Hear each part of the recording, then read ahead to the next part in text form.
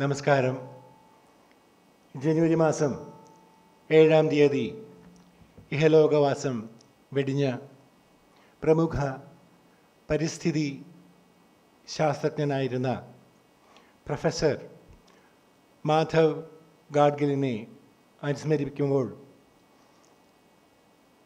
6 പതിറ്റാണ്ടിലേറെ പ്രകൃതിക്ക് വേണ്ടി ജീവിതം ഒഴിഞ്ഞുവെച്ച പരിസ്ഥിതി സ്നേഹി, പ്രകൃതി സ്നേഹി, പരിസ്ഥിതി ശാസ്ത്രജ്ഞൻ.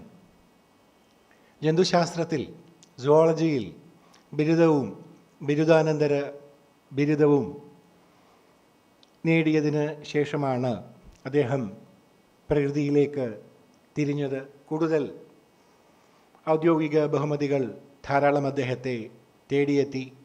രാജ്യം പത്മശ്രീയും പത്മഭൂഷണും നൽകി അദ്ദേഹത്തിൻ്റെ സേവനങ്ങളെ മാനിച്ചു. കേരളത്തെ പറ്റി പറയുകയാണെങ്കിൽ കേരളത്തിൻ്റെ സഹ്യ പർവ്വത നിരകൾ അദ്ദേഹത്തിന് ഏറെ പ്രധാനപ്പെട്ടതായിരുന്നു. കേരള സർക്കാരിൻ്റെ നിർദ്ദേശപ്രകാരം കേരളത്തിലെ സഹ്യ പർവ്വത നിരകളെപ്പറ്റി പഠിച്ചതിന് ശേഷം കേരളത്തിലെ സഹ്യ പർവ്വത നിരകളുടെ മുക്കാൽ ഭാഗവും പരിസ്ഥിതി ലോല പ്രദേശമാക്കി നിർവചിക്കണമെന്നും ഡിക്ലെയർ ചെയ്യണമെന്നും അദ്ദേഹം ആവശ്യപ്പെട്ടു.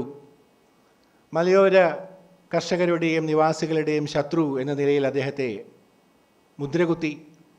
സർക്കാർ ആ നിർദ്ദേശങ്ങളൊന്നും നടപ്പാക്കിയില്ല. അതിനുശേഷം വേറൊരു കമ്മീഷനെ നിയമിച്ചു, നമുക്കെല്ലാം അറിയാവുന്നതാണ്.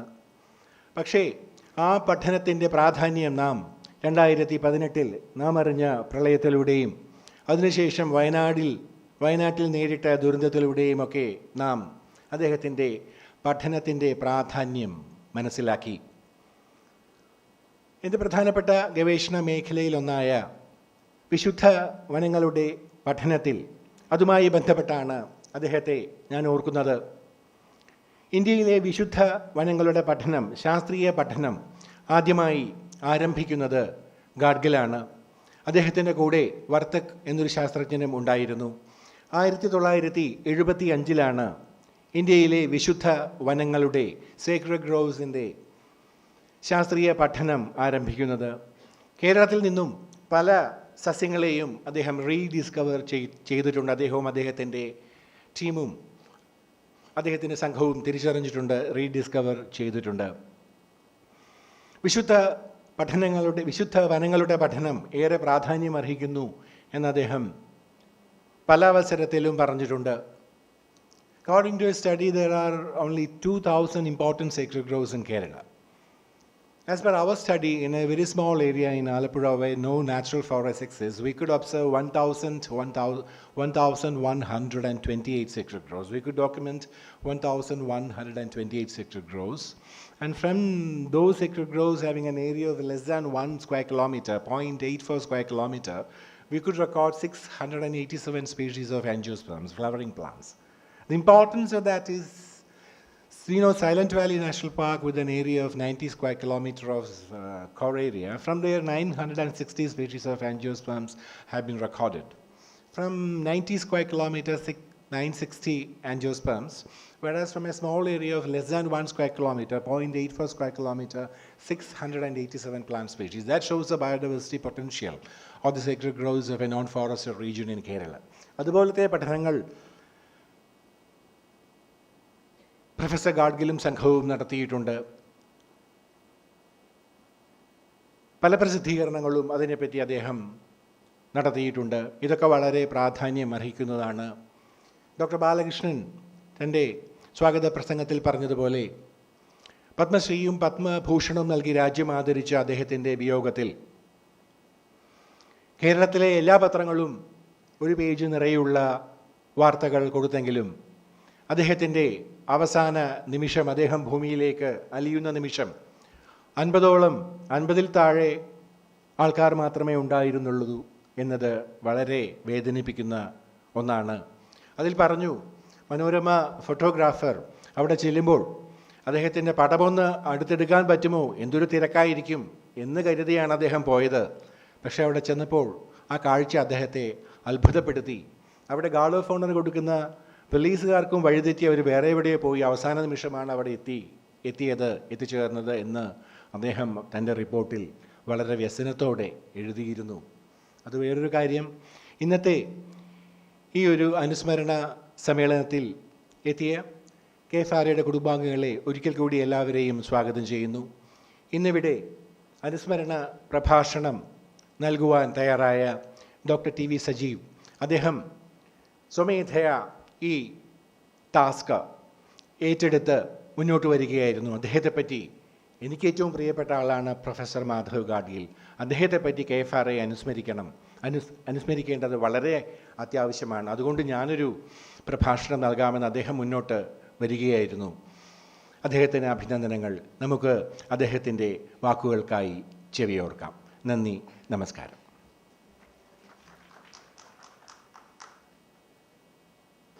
Mr. Kannan C.S. Varia, respected my colleague, research coordinator, Dr. Anida, my dear registrar, my colleagues in KFRA, guests who come from outside KFRA, a warm welcome to all. എന്തുകൊണ്ടാണ് ഗാഡ്ഗിലിനെ കുറിച്ച് സംസാരിക്കണമെന്ന് എനിക്ക് തോന്നിയതിൻ്റെ കാരണം, there are large number of takeaways in his life. Researchers എന്നുള്ള നിലയ്ക്കും scientist എന്നുള്ള നിലയ്ക്കും നമുക്കെല്ലാവർക്കും അദ്ദേഹത്തിൻ്റെ ജീവിതത്തിൽ നിന്ന് വായിച്ചെടുക്കാനുള്ള ധാരാളം പാഠങ്ങളുണ്ട്. അതിനുമപ്പുറം ഒരു റിസർച്ച് ഇൻസ്റ്റിറ്റ്യൂട്ട് എന്ന നിലയ്ക്ക് KFRA സംബന്ധിച്ചിട്ടും അദ്ദേഹത്തിൻ്റെ ജീവിതത്തിൽ നിന്ന് പഠിക്കാനുള്ള ധാരാളം പാഠങ്ങളുണ്ട്. അതിപ്പോൾ ഓർമ്മിച്ചിട്ടില്ലെങ്കിൽ പിന്നെ എപ്പോഴാണ് എന്നുള്ള സന്ദേഹത്തിലാണ് ഞാൻ ഡയറക്ടറോട് അങ്ങനെ ഒരു റിക്വസ്റ്റ് വെച്ചത്. Thank you very much sir four organising this event. Gadgil കേരളത്തെ സംബന്ധിച്ച് വളരെ പ്രിയപ്പെട്ട ഒരു മനുഷ്യനായിരുന്നു. ഗാഡ്ഗിലിനും കേരളം വളരെ പ്രിയപ്പെട്ട ഒരു സ്ഥലമായിരുന്നു. ഓരോ പ്രാവശ്യം കേരളത്തിൽ പ്രകൃതി ദുരന്തങ്ങൾ ഉണ്ടാകുന്ന സമയത്തും ആളുകൾ ഗാഡ്ഗിലിനെ അന്വേഷിച്ച് പോകാറുണ്ട്, ഗാഡ്ഗിലിനോട് അഭിപ്രായങ്ങൾ ചോദിക്കാറുണ്ട്. അവസാനം മരണശേഷവും നേരത്തെ ബാലു പറഞ്ഞ പോലെ ഏറ്റവും കൂടുതൽ അദ്ദേഹത്തെക്കുറിച്ച് എഴുതപ്പെട്ടത് മലയാള പത്രങ്ങളിലും ഇനി വരാൻ പോകുന്ന മാസികകളിലൊക്കെയാണ്. കേരളം വലിയ തോതിൽ ഇൻഡപ്റ്റഡ് ആയിരുന്നു. തിരിച്ച് ഗാഡ്ഗിലിന് കേരളത്തോട് വലിയൊരു സ്നേഹം ഉണ്ടായിരുന്നു. അത് പല കാരണങ്ങൾ കൊണ്ടാണ്. ഒന്ന്, നമ്മുടെ ഉയർന്ന സാക്ഷരത. ഒരു കാര്യം എഴുതിയാൽ ധാരാളം ആളുകൾ വായിക്കും. ഇത് മറ്റു പല സംസ്ഥാനങ്ങളിലും സാധ്യമല്ല. മറ്റൊരു കാര്യം നമ്മുടെ ത്രിതല പഞ്ചായത്തുകളാണ്. ഡീസെൻട്രലൈസേഷൻ ഓഫ് ഗവേണൻസ് ആണ്. ഗ്രാമപഞ്ചായത്തും ജില്ലാ പഞ്ചായത്തും ബ്ലോക്ക് പഞ്ചായത്തും ഒക്കെ ഏറ്റവും കൃത്യമായി പ്രവർത്തിക്കുന്ന ഒരു സ്ഥലം എന്നുള്ള നിലയ്ക്ക് ജനകീയ ജനാധിപത്യത്തിന് വലിയ വേരോട്ടമുള്ള ഒരു സ്ഥലമായി കേരളത്തെ അദ്ദേഹം കണ്ടെത്തിയിരുന്നു. മൂന്നാമത്തെ കാര്യം, കൃത്യമായി പ്രവർത്തിക്കുന്ന ഗ്രാമസഭകളാണ്. ഓരോ പഞ്ചായത്തിലും ഓരോ വാർഡിലും ഗ്രാമസഭകൾ കൂടുന്നുണ്ട്, അതിൻ്റെ മിനിറ്റ്സ് എഴുതപ്പെടുന്നുണ്ട്. അപ്പോൾ ഒരു ഗവേണൻസ് സിസ്റ്റത്തിന് ഏറ്റവും അത്യാവശ്യമായിട്ട് വേണ്ട താഴെത്തട്ടിലുള്ള സംവിധാനങ്ങൾ നിലനിൽക്കുന്ന ഒരു സ്ഥലം എന്നുള്ള നിലയ്ക്ക് കേരളത്തെ അദ്ദേഹത്തിന് വലിയ താല്പര്യമുണ്ടായിരുന്നു. അതുകൊണ്ട് തന്നെ അദ്ദേഹം കേരളത്തിൽ ധാരാളം വർക്ക് ചെയ്തിട്ടുണ്ട്. കേരളം മാത്രമല്ല, ഇന്ത്യയിൽ അദ്ദേഹം ഫീൽഡ് വർക്ക് ചെയ്യാത്ത ഒരു സംസ്ഥാനം പോലും ഇല്ല. എല്ലായിടത്തും അദ്ദേഹം എത്തിയിട്ടുണ്ട്. അപ്പോൾ അതിൻ്റെ കഥയാണ് പറയാൻ പോകുന്നത്. എങ്ങനെയാണ് ഒരു മനുഷ്യൻ്റെ ഒരു ഇൻ്റലക്ച്വൽ ലൈഫിനെ നമ്മൾ ഫോളോ ചെയ്യാൻ പോവുകയാണ്. അദ്ദേഹം ചോദിച്ച ചോദ്യങ്ങൾ എന്തായിരുന്നു, അദ്ദേഹം കണ്ടെത്തിയ ഉത്തരങ്ങൾ എങ്ങനെയായിരുന്നു, എന്തുകൊണ്ടാണ് അദ്ദേഹത്തെ ആളുകൾ വിമർശിച്ചിരുന്നത്, ആ വിമർശനങ്ങളോട് അദ്ദേഹം എടുത്ത നിലപാട് എന്തായിരുന്നു, അവസാനം എന്ത് ബാക്കി വെച്ചിട്ടാണ് അദ്ദേഹം പോയത്. ഈ കഥയാണ് പറയാൻ ശ്രമിക്കുന്നത്.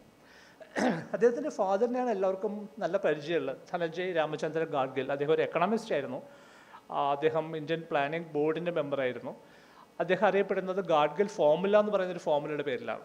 ഗാഡ്ഗിലിൻ്റെ ഫാദർ ധനഞ്ജയ് രാമചന്ദ്ര ഗാഡ്ഗിൽ. അദ്ദേഹത്തിൻ്റെ ഫോർമുല, ഗാഡ്ഗിൽ ഫോർമുല, എങ്ങനെയാണ് കേന്ദ്ര സർക്കാർ സംസ്ഥാന സർക്കാരുകൾക്ക് പണം കൊടുക്കേണ്ടത് എന്നുള്ളതിനെ നിർവചിക്കുന്ന ഒരു സൂത്രവാക്യമായിരുന്നു. എല്ലാ സംസ്ഥാനങ്ങളും ഒരേപോലെയല്ല. ജനസംഖ്യയിൽ വ്യത്യാസമുണ്ട്, ഇൻഡസ്ട്രിയലൈസേഷനിൽ വ്യത്യാസമുണ്ട്, അവർ പിരിച്ചെടുക്കുന്ന ടാക്സിൽ വ്യത്യാസമുണ്ട്. അപ്പോൾ അങ്ങനെ വളരെ വൈവിധ്യമാർന്ന സംസ്ഥാനങ്ങൾ എങ്ങനെയാണ് കേന്ദ്രം പണം കൊടുക്കുക, എല്ലാവർക്കും ഒരേപോലെയാണ് കൊടുക്കേണ്ടത്, ഇതിനെയാണ് വ്യത്യാസങ്ങൾ വരുത്തേണ്ടത്. അതുപോലെ വളരെ പ്രധാനപ്പെട്ട ചില പ്രശ്നബാധിതമായിട്ടുള്ള സംസ്ഥാനങ്ങളുണ്ട്, ആസാം പോലെ, ജമ്മു കാശ്മീർ പോലെ. അപ്പോൾ എങ്ങനെയാണ് ഓരോ സംസ്ഥാനങ്ങൾക്കും ശരിയായ പണവിഹിതം കൊടുക്കേണ്ടത് എന്ന് നിർവചിക്കുന്ന ഫോർമുലയുടെ പേരിലാണ് ഗാഡ്ഗിലിൻ്റെ ഫാദർ ധനഞ്ജയ് രാമചന്ദ്ര ഗാഡ്ഗിൽ അറിയപ്പെട്ടിരുന്നത്. പ്രമിള ഗാഡ്ഗിലാണ് അമ്മ. ധനഞ്ജയ് ഗാഡ്ഗിലിൻ്റെ മാധവ് ഗാഡ്ഗിൽ നമ്മൾ വിളിക്കുന്ന മാധവ് ധനഞ്ജയ് ഗാഡ്ഗിലിൻ്റെ വൈഫ് സുലോചന ഗാഡ്ഗിലാണ്. അത് സുലോചന ഗാഡ്ഗിലും ഗാഡ്ഗിലും ഗാഡ്ഗിലിൻ്റെ ഫാദറുമാണ്. സുലോചന ഗാഡ്ഗിലിനെ ഗാഡ്ഗിൽ മീറ്റ് ചെയ്യുന്നത് ഫെർഗ്യൂസൺ കോളേജിലാണ്. ഫെർഗ്യൂസൺ കോളേജിൽ പഠിക്കുന്ന സമയത്ത് ഗാഡ്ഗിൽ തന്നെ ഇങ്ങനെ പറയും, ഗാഡ്ഗിൽ സുവോളജിയാണ് പഠിച്ചിരുന്നത്. അപ്പോൾ എൻ്റെ ക്ലാസ്സിലെ പെൺകുട്ടികളുണ്ട്, അവരൊക്കെ വളരെ സുന്ദരികളായിട്ടുള്ള കുട്ടികളുണ്ട്. പക്ഷേ എനിക്ക് അവരാരും അത്ര അട്രാക്റ്റീവായിട്ട് തോന്നിയിരുന്നില്ല. ആ സമയത്ത് അദ്ദേഹം ഒരു ഗംഭീര സ്പോർട്സ്മാൻ ആയിരുന്നു. 2 വർഷം മഹാരാഷ്ട്ര ഹൈ ജമ്പ് റെക്കോർഡ് ഗാഡ്ഗിലിൻ്റെ പേരിലാണ് ഉണ്ടായിരുന്നത്. അപ്പോൾ സ്പോർട്സ് കമ്മ്യൂണിറ്റിയിലുള്ള പെൺകുട്ടികളുണ്ട്, പക്ഷേ they are not intellectually engaging. അങ്ങനെ ഇരിക്കുമ്പോഴാണ് ഗാഡ്ഗിൽ രസമുള്ളൊരു കാഴ്ച കാണുന്നത്. ക്ലാസ് നടക്കുന്ന ക്ലാസ് നടക്കുന്ന റൂമിൽ മറ്റൊരു ക്ലാസ്സിൽ ഒരു പെൺകുട്ടി ക്ലാസ്സിൻ്റെ ജനൽ വഴി പുറത്തിയാടിയിട്ട് പോയിട്ട് കൂട്ടുകാരെയൊക്കെ കൂട്ടിയിട്ട് പോയിട്ട് ടേബിൾ ടെന്നീസ് കളിക്കാൻ പോകും. ഇത് കൊള്ളാലോ എന്നുള്ള നിലയ്ക്കാണ് ആദ്യമായിട്ട് സുലോചന ഗാഡ്ഗിൽ പരിചയപ്പെടുന്നത്. And they married and they together went over to Harvard for their PhD work. Sulochana Gadgil ഒരു ഗംഭീര കക്ഷിയായിരുന്നു. സത്യത്തിൽ ഒരുപക്ഷെ ഗാഡ്ഗിലിൻ്റെ ഒപ്പം തന്നെ പ്രാധാന്യമുള്ള ഒരാളാണ് Sulochana Gadgil. She was meteorologist studying Indian monsoon എന്നതിനെക്കുറിച്ച് അതുവരെ പഠിച്ചിരുന്ന രീതികൾ അത് മൊത്തം ഭൂമിയിലാകെയുള്ള മെറ്റീരിയോളജിക്കൽ സിസ്റ്റത്തിൻ്റെ ഒരു ഭാഗം എന്നുള്ള നിലയ്ക്ക് പഠിച്ചതെന്ന് വ്യത്യസ്തമായി ഈ സിസ്റ്റം വളരെ സവിശേഷമായ ശ്രദ്ധ ആവശ്യമുണ്ടെന്നും അതിന് പ്രത്യേകമായിട്ടുള്ള മോഡൽസ് ആവശ്യമുണ്ടെന്നും അതിന് പക്ഷേ മറ്റു പല സ്ഥലത്തും എൽനിനോ പോലെയുള്ള മറ്റു പ്രതിഭാസങ്ങളുമായിട്ട് അതിന് ബന്ധമുണ്ടെന്നൊക്കെ തിരിച്ചറിയുന്ന പഠനങ്ങളായിരുന്നു സുലോചന ഗാഡ്ഗിൽ ചെയ്തത്. മാത്രമല്ല, മീറ്ററോളജി എന്ന് പറയുന്ന ഒരു വിഷയത്തെ മനുഷ്യനായിട്ട് യാതൊരു ബന്ധമില്ലാത്ത മീറ്ററോളജി എന്നുള്ള നിലക്കുള്ള വിഷയത്തെ മാറ്റിക്കൊണ്ട് ഇന്ത്യയിലെ നിരവധിയായിട്ടുള്ള കർഷകരെ സംബന്ധിച്ചിട്ട് എപ്പോൾ മഴ പെയ്യും എപ്പോൾ മഴ പെയ്യില്ല എന്നറിയേണ്ടത് വളരെ പ്രധാനമാണെന്നുള്ളതുകൊണ്ട് കാലാവസ്ഥ പ്രവചിക്കാനായിട്ടുള്ള ശ്രമങ്ങൾ തുടങ്ങി വെക്കുന്നത് സുലോചന ഗാഡ്ഗിലാണ്. അത് സുലോചന ഗാഡ്ഗിലിൻ്റെ കോൺട്രിബ്യൂഷൻസാണ്. ഇതിനപ്പുറത്തേക്ക് രസകരമായിട്ടുള്ളൊരു കാര്യം, പ്രൊഫസർ മാധവ് ഗാഡ്ഗിൽ ഏറ്റവും കൂടുതൽ വർക്ക് ചെയ്ത സ്ഥലം എന്ന് പറയുന്നത് ഇന്ത്യൻ ഇൻസ്റ്റിറ്റ്യൂട്ട് ഓഫ് സയൻസ് ബാംഗ്ലൂരാണ്. 33 വർഷമാണ് അദ്ദേഹം അവിടെ വർക്ക് ചെയ്യുന്നത്. അവിടെ പക്ഷേ ആദ്യം ജോലി കിട്ടുന്നത് സുലോചന ഗാഡ്ഗിലിനാണ്. സുലോചന അവിടെ എത്തുന്നു, അവർക്കൊരു മെറ്റീരിയോളജിസ്റ്റിന് ആവശ്യമുണ്ടെന്ന് പറയുന്നു. സുലോചന ബയോഡേറ്റ അയക്കുന്നു. അവിടെ എത്തിയിട്ട് അന്ന് സതീഷ് ധവാനാണ് IIScൻ്റെ ഡയറക്ടർ. ഒരുപക്ഷെ നിങ്ങൾ കേട്ടിട്ടുണ്ടാവും, സതീഷ് ധവാൻ സ്പേസ് സെൻറ്ററിനെ കുറിച്ച് നിങ്ങൾ കേട്ടിട്ടുണ്ടാവും. ഇന്ന് ഇന്ത്യയുടെ ഒരു PSLV വിക്ഷേപണം സതീഷ് ധവാൻ സ്പേസ് സെൻറ്ററിൽ നിന്ന് നടക്കാൻ പോവുകയാണ്, ധാരാളം സാറ്റലൈറ്റ്സുമായിട്ട്. സതീഷ് ധവാനാണ് IISൻ്റെ ഡയറക്ടറായിരുന്നു. ആ സമയത്ത് അദ്ദേഹം മീറ്ററോളജിയായിട്ട് ബന്ധപ്പെട്ട ഒരാളെ ആവശ്യപ്പെട്ടുകൊണ്ടാണ് സുലോചന അവിടെ പോകുന്നത്. സുലോചന ഇൻ്റർവ്യൂ കഴിഞ്ഞിട്ട് പറയുന്നത്, എൻ്റെ ഹസ്ബൻഡ് ഉണ്ട്, ഹീസ് ആൻ എക്കോളജിസ്റ്റ്, ഹാർവാർഡിൽ നിന്ന് PhD കഴിഞ്ഞ് വന്നിട്ടേ ഉള്ളൂ എന്ന് സുലോചനയാണ് റെക്കമെൻഡ് ചെയ്യുന്നത്. അതിൻ്റെ പേരിലാണ് മാധവ് ഗാഡ്ഗിലിനെ IISലേക്ക് വിളിക്കുകയും അവിടെ ജോലിയിൽ അദ്ദേഹം പ്രവേശിക്കുകയും ചെയ്തത്. So Sulochana Gadgil by herself was a very important figure in Indian meteorology. നമ്മൾ നേരെ പോകുന്നത് ഹാർവാർഡിൽ അദ്ദേഹം ചെയ്ത PhD വർക്കിലേക്കാണ്. Life history strategies a theoretical investigation എന്നായിരുന്നു PhD ടൈറ്റിൽ. വില്യം ബൊസേർട്ട് ആയിരുന്നു PhD ഗൈഡ്. അദ്ദേഹം അവിടെ എത്തുമ്പോൾ അദ്ദേഹം മാത്തമാറ്റിക്കൽ ഇക്കോളജിയിൽ വർക്ക് ചെയ്യാനാണ് തുടങ്ങുന്നത്. ആദ്യ ഒരു ഗൈഡിനെ ഐഡൻറ്റിഫൈ ചെയ്യുന്നു. പക്ഷേ അതിനുശേഷം അദ്ദേഹത്തെ ഏറ്റവും അധികം ഇൻഫ്ലുവൻസ് ചെയ്ത ഒരാൾ E.O. വിൽസനാണ്, Edward O. വിൽസൺ ഒരു എൻറ്റമോളജിസ്റ്റ് ആയിരുന്നു. വിൽസൺ ചെറിയ കുട്ടിയായിരിക്കുന്ന സമയത്ത് മീൻ പിടിക്കാൻ പോകുന്ന സമയത്ത് ഒരു അപകടം പറ്റുകയും കണ്ണിൻ്റെ കാഴ്ച പകുതിയായി കുറയുകയും ചെയ്തു. അതിനുശേഷമാണ് അദ്ദേഹം എൻറ്റമോളജിയിലേക്ക് തിരിയുന്നത്. He was a very famous entomologist. Evolutionary തിയറിയും എൻറ്റമോളജിക്കൽ ഒബ്സർവേഷൻസുമായിട്ട് ലിങ്ക് ചെയ്യുന്ന ധാരാളം പഠനങ്ങൾ അദ്ദേഹം നടത്തിയിരുന്നു. ഹാർവാർഡിലെ ഏറ്റവും ഗംഭീരനായിട്ടുള്ള ഒരു ചെറുപ്പക്കാരനായിട്ടുള്ള പ്രൊഫസറായിരുന്നു വിൽസൺ. വിൽസൻ്റെ പ്രസംഗങ്ങൾ കേട്ട് ക്ലാസ് കേട്ട് ആകൃഷ്ടനായിട്ടാണ് വിൽസൻ്റെ ആദ്യ സ്റ്റുഡൻ്റായിട്ടുള്ള ബോസേർട്ടിൻ്റെ ഒപ്പം PhD ചെയ്യാനായിട്ട് അദ്ദേഹം തീരുമാനിക്കുന്നത്. അത് അബ്സല്യൂട്ട്ലി തിയററ്റിക്കലായിട്ടൊരു വർക്കായിരുന്നു. അത് വായിക്കുമ്പോൾ എനിക്ക് ഓർമ്മ വരുന്നത്, നമ്മുടെ ഇവിടെ സ്റ്റാറ്റിസ്റ്റിക്സിൽ PhD എടുത്ത ഡോക്ടർ സുനന്ദയുണ്ട്. സുനന്ദ PhD ഫൈനൽ പ്രസൻറ്റേഷൻ നടത്തുന്ന സമയത്ത് അത് ഈ ഹാളിലില്ല, നമ്മുടെ സൻഡാല ഹാളിൽ പ്രസൻറ്റേഷൻ നടക്കുകയാണ്. സുനന്ദ പ്രസൻറ്റ് ചെയ്തുകൊണ്ടിരിക്കുന്നു സ്റ്റാറ്റിസ്റ്റിക്സ്. ഒരു സയൻറ്റിസ്റ്റ് കുറച്ച് വൈകി വരാൻ, അദ്ദേഹം വന്ന് ഇത് കേൾക്കുന്നു. അപ്പോൾ സുനന്ദ പ്രസൻറ്റേഷൻ നിർത്തി കഴിഞ്ഞപ്പോൾ സയൻറ്റിസ്റ്റ് ചോദിച്ചു, but were did you take your plot എന്ന് ചോദിച്ചു. നിങ്ങൾ എവിടെയാണ് പ്ലോട്ട് എടുത്തത് എന്ന് ചോദിച്ചു. അപ്പോൾ സുനന്ദ ആകെ ഡിസ്റ്റർബ്ഡ് ആയിട്ട് നോക്കുന്നുണ്ട്, അപ്പുറപ്പൊക്കെ നോക്കുന്നുണ്ട്. ഗൈഡായിട്ടുള്ള ഡോക്ടർ ജയറാമിനെ നോക്കുന്നുണ്ട്. അപ്പോൾ ഡോക്ടർ ജയറാം പുറകോട്ട് തിരിഞ്ഞിട്ട് പറഞ്ഞു, no there was no plot, it was a theoretical work എന്ന് പറയുന്നത്. അത് മനസ്സിലായിട്ടില്ല. അപ്പോൾ സാധാരണ PhD ചെയ്യുകയാണെങ്കിൽ ഏതെങ്കിലും ഒരു സ്പീഷീസിൽ വർക്ക് ചെയ്യുക, അല്ലെങ്കിൽ ഒരു ഹാബിറ്റാറ്റിൽ വർക്ക് ചെയ്യുക എന്നുള്ളതിനപ്പുറത്ത് ഇത് absolutely theoretical work. There was no species involve, it was a purely mathematical work. ആ വർക്കിൽ നിന്ന് എമേർജ് ചെയ്തിട്ടുള്ള first paper life historical consequences of natural selection അത് പബ്ലിഷ് ചെയ്യുന്ന അമേരിക്കൻ നാച്ചുറലിസ്റ്റിലാണ്. ഈ പേപ്പറിന് ഒരു ഇൻട്രസ്റ്റിംഗ് കഥയുണ്ട്. ഈ paper it was suppose to be one of the citation classic. നമ്മൾ എപ്പോഴാണ് ഒരു പേപ്പറിനെ സൈറ്റേഷൻ ക്ലാസിക് എന്ന് വിളിക്കുകയെന്ന് ചോദിച്ചാൽ, ഒരു പേപ്പർ 5000 പ്രാവശ്യം മറ്റൊരാൾ റെഫർ ചെയ്ത് കഴിയുമ്പോഴാണ് അതൊരു സൈറ്റേഷൻ ക്ലാസിക് ആയിട്ട് അറിയപ്പെടും. 5000 ടൈംസ് മറ്റാളുകളുടെ പേപ്പറിൽ ഈ പേപ്പർ പരാമർശിക്കപ്പെടുന്ന സമയത്ത് it was a citation classic. അതിനുശേഷം ഒരിക്കൽ രാമചന്ദ്ര ഗുഹ പറയുന്നുണ്ട്, Guha was a co author in 2 books by Gadgil. Ramachandra Guha രണ്ടാമത്തെ ബുക്ക് പബ്ലിഷ് ചെയ്തതിന് ശേഷം ഹി വാസ് ഇൻ US, വിസ്കോൺസിനിലെ മറ്റോ പുള്ളി സംസാരിക്കുന്ന സമയത്ത് അവിടെ വന്ന ഒരാൾ ചോദിക്കുന്നുണ്ട്, ഈ മാധവ് ഗാഡ്ഗിൽ ഇപ്പോൾ എവിടെയുള്ളത്? അപ്പോൾ അദ്ദേഹം ഈ പേപ്പർ വായിച്ച മനുഷ്യനാണ്. അപ്പോൾ രാമചന്ദ്ര ഗുഹ പറഞ്ഞു, അദ്ദേഹം ബാംഗ്ലൂരിലുണ്ട്. ഇയാൾക്കത് വിശ്വസിക്കാനേ പറ്റില്ല. കാരണം അന്ന് ആ പേപ്പർ എഴുതിയ മനുഷ്യൻ തിരിച്ച് ഇന്ത്യയിലേക്ക് പോയി എന്ന് അദ്ദേഹത്തിന് ആലോചിക്കാനേ പറ്റുന്നില്ല. കാരണം അദ്ദേഹം വിചാരിച്ചത് അത് ഹാർവാർഡ് പോലെ MIT പോലെയുള്ള ഏതെങ്കിലും ഇൻസ്റ്റിറ്റ്യൂഷനിലായിരിക്കും എന്നാണ് അദ്ദേഹം വിചാരിച്ചത്. It was such A wonderful paper. രണ്ടാമത്തെ പേപ്പർ ഡിസ്പേഴ്സലിനെ കുറിച്ചിട്ടാണ്. ഒരു ജീവിവർഗം അത് ജീവിക്കുന്ന സ്ഥലത്ത് നിന്ന് മറ്റൊരു സ്ഥലത്തേക്ക് പോകാനുള്ള കാരണങ്ങൾ എന്തൊക്കെയാണ്. So what are the process which guides the whole process. മൂന്നാമത്തത് concept of R&K selection, evidence from wild flowers and some theoretical considerations. ഇതിലേക്ക് ഈ പേപ്പറിലേക്ക് ഞാൻ പിന്നീട് തിരിച്ചു വരാം. The other one was male dimorphism as a consequence of sexual selection. Male dimorphism അദ്ദേഹത്തിനെ സംബന്ധിച്ചിട്ട് വളരെ ഇൻട്രസ്റ്റിംഗ് ആയിട്ടുള്ളൊരു മേഖലയായിരുന്നു. മെയിൽ ഡൈമോഫിസം എന്ന് വെച്ചാൽ ഒരു സ്പീഷീസിനകത്ത് ആണും പെണ്ണും കാഴ്ചയിൽ വ്യത്യസ്തരായിരിക്കുക എന്നുള്ളതാണ്. ആനയെ പോലെ ആണാനകളൊക്കെ കൊമ്പനാനകൾക്ക് കൊമ്പുണ്ട്, പിടിയാനകൾക്ക് കൊമ്പില്ല. പുരുഷന്മാർക്ക് മീശയുടെ താടിയുണ്ട്, സ്ത്രീകൾക്ക് അതില്ല എന്നൊക്കെ പറയുന്ന പോലെയുള്ള ഡൈമോഫിസത്തെ കുറിച്ചിട്ട് അതിൻ്റെ എവല്യൂഷണറി കോൺസിക്വൻസസ് ആണ് അദ്ദേഹം എക്സ്പ്ലോർ ചെയ്ത്. MIT കുറിച്ച് പറഞ്ഞപ്പോൾ ഒരു കാര്യം കൂടി പറയണം. ഗാഡ്ഗിലിൻ്റെ wife Sulochana Gadgil did her post doc in MIT. അവിടെ നിന്നാണ് അവർ തിരിച്ചു വരുന്നത്. PhD തീസിസ് എന്നുള്ള പ്രധാന ടേക്ക് വേസ് ഇതാണ്. അദ്ദേഹം ഡെവലപ്പ് ചെയ്തത് it was a quantitative theoretical framework to explain how organisms allocate limited resources among growth, maintenance and reproduction. കിട്ടുന്ന വിഭവങ്ങൾ എങ്ങനെ പാർട്ടീഷൻ ചെയ്യണം. ഒരു ജീവി എടുക്കുന്ന ഏതൊരു സ്പീഷീസും എടുക്കുന്ന ചോയ്സാണ്. കിട്ടുന്ന റിസോഴ്സസ് എന്ന് വെച്ചാൽ പ്രധാനമായിട്ട് ഭക്ഷണം.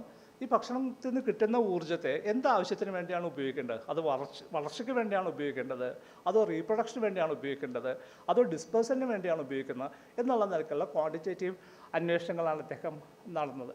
അത് ലൈഫ് ഹിസ്റ്ററി ട്രേഡ് ഓഫ്സ്, ഈ കാര്യങ്ങൾ തമ്മിൽ എത്രമാത്രം ട്രേഡ് ഓഫ് നടത്താം. അതായത് വളർച്ചയ്ക്ക് എത്ര ചിലവാക്കണം, റീപ്രൊഡക്ഷൻ എത്ര ചിലവാക്കണം, മൂവ്മെൻറ്റിന് എത്ര ചിലവാക്കണം എന്നുള്ള കാര്യത്തിനെക്കുറിച്ചുള്ള പാർട്ടീഷനിങ് പ്രോസസ്സാണ് അദ്ദേഹം പഠിച്ചത്. എക്കോളജിക്കൽ പ്രഷേഴ്സ് ഉണ്ടാകുന്ന സമയത്ത്, കോമ്പറ്റീഷൻ ഉണ്ടാകുന്ന സമയത്ത് ഈ പറയുന്ന വീതം വെക്കലിൽ മാറ്റം വരുന്നതിനെ കുറിച്ചിട്ടാണ് അദ്ദേഹം മാത്തമാറ്റിക്കൽ മോഡൽസ് ഡെവലപ്പ് ചെയ്തത്. He articulated general principles of life history evolution. എങ്ങനെയാണ് ഒരു ജീവിയുടെ ലൈഫ് ഹിസ്റ്ററി ഇവോൾവ് ചെയ്യുന്നത്, അതിൻ്റെ പെരുമാറ്റം, അതിൻ്റെ മൂവ്മെൻറ്റ്, അതിൻ്റെ വളർച്ച, അതിൻ്റെ റീപ്രൊഡക്ഷൻ എങ്ങനെയാണ് പരിണാമവുമായിട്ട് ബന്ധപ്പെട്ട് രൂപപ്പെട്ട് വരുന്നത് എന്നുള്ളതായിരുന്നു ആ തീസിസ് അന്വേഷിച്ചത്. അദ്ദേഹത്തിൻ്റെ ആദ്യത്തെ ഈ തിയററ്റിക്കൽ ഫേസിന് ശേഷം അദ്ദേഹം പിന്നെ ചെയ്തത് ആ തീസിസ് മുന്നോട്ട് വെച്ച തിയററ്റിക്കൽ ആർഗ്യുമെൻസിൻ്റെ ഫീൽഡ് വർക്കുകൾ പിന്നീടാണ് നടക്കുന്നത്. ഫീൽഡിലേക്ക് ഇറങ്ങുകയും പഠിക്കുകയും ചെയ്യുക എന്നുള്ളതാണ്.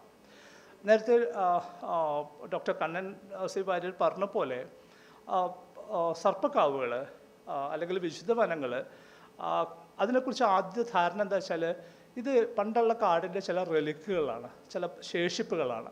അത് നിലനിൽക്കുന്നത് വിശ്വാസവുമായി ബന്ധപ്പെട്ടിട്ടാണ് എന്നുള്ള നിലയ്ക്ക് മാത്രം മനസ്സിലാക്കിയിരുന്ന സർപ്പക്കാവുകളെക്കുറിച്ച് പഠിക്കുകയും അദ്ദേഹം പറയുന്നത് ഇത് അവിടെയുള്ള ഇതങ്ങനെ വെറുതെ നിൽക്കുന്നൊരു സ്പേസ് അല്ല, അത് ചെയ്യുന്ന ഇക്കോളജിക്കൽ സർവീസസ് ചുറ്റുമുള്ള മനുഷ്യർക്ക് ആവശ്യമുണ്ട്, അതുകൊണ്ടാണ് അത് ആ ആവാസ വ്യവസ്ഥകൾ നിലനിൽക്കുന്നത് എന്ന് അദ്ദേഹം പറയുകയും അതിനെക്കുറിച്ചിട്ട് സവിശേഷമായ ഇക്കോളജിക്കൽ പെർസ്പെക്റ്റീവ് എന്നുള്ള പഠനം സൈക്കോ ഗ്രൂപ്പ്സിനെ കുറിച്ച് അദ്ദേഹം സ്റ്റാർട്ട് ഓഫ് ചെയ്യുകയും ചെയ്യുന്നുണ്ട്. നമ്മൾ ഇന്ന് പറയുമ്പോൾ ഗാഡ്ഗിൽ ഗംഭീരനായിട്ടുള്ള മനുഷ്യനായിരുന്നു, അധികാരനായെന്നൊക്കെ പറയും. പക്ഷേ ഗാഡ്ഗിലും നമ്മൾ ആരെയും പോലെ സാധാരണ ഒരു മനുഷ്യനായിട്ട് ജീവിതം തുടങ്ങിയ ആളാണ്.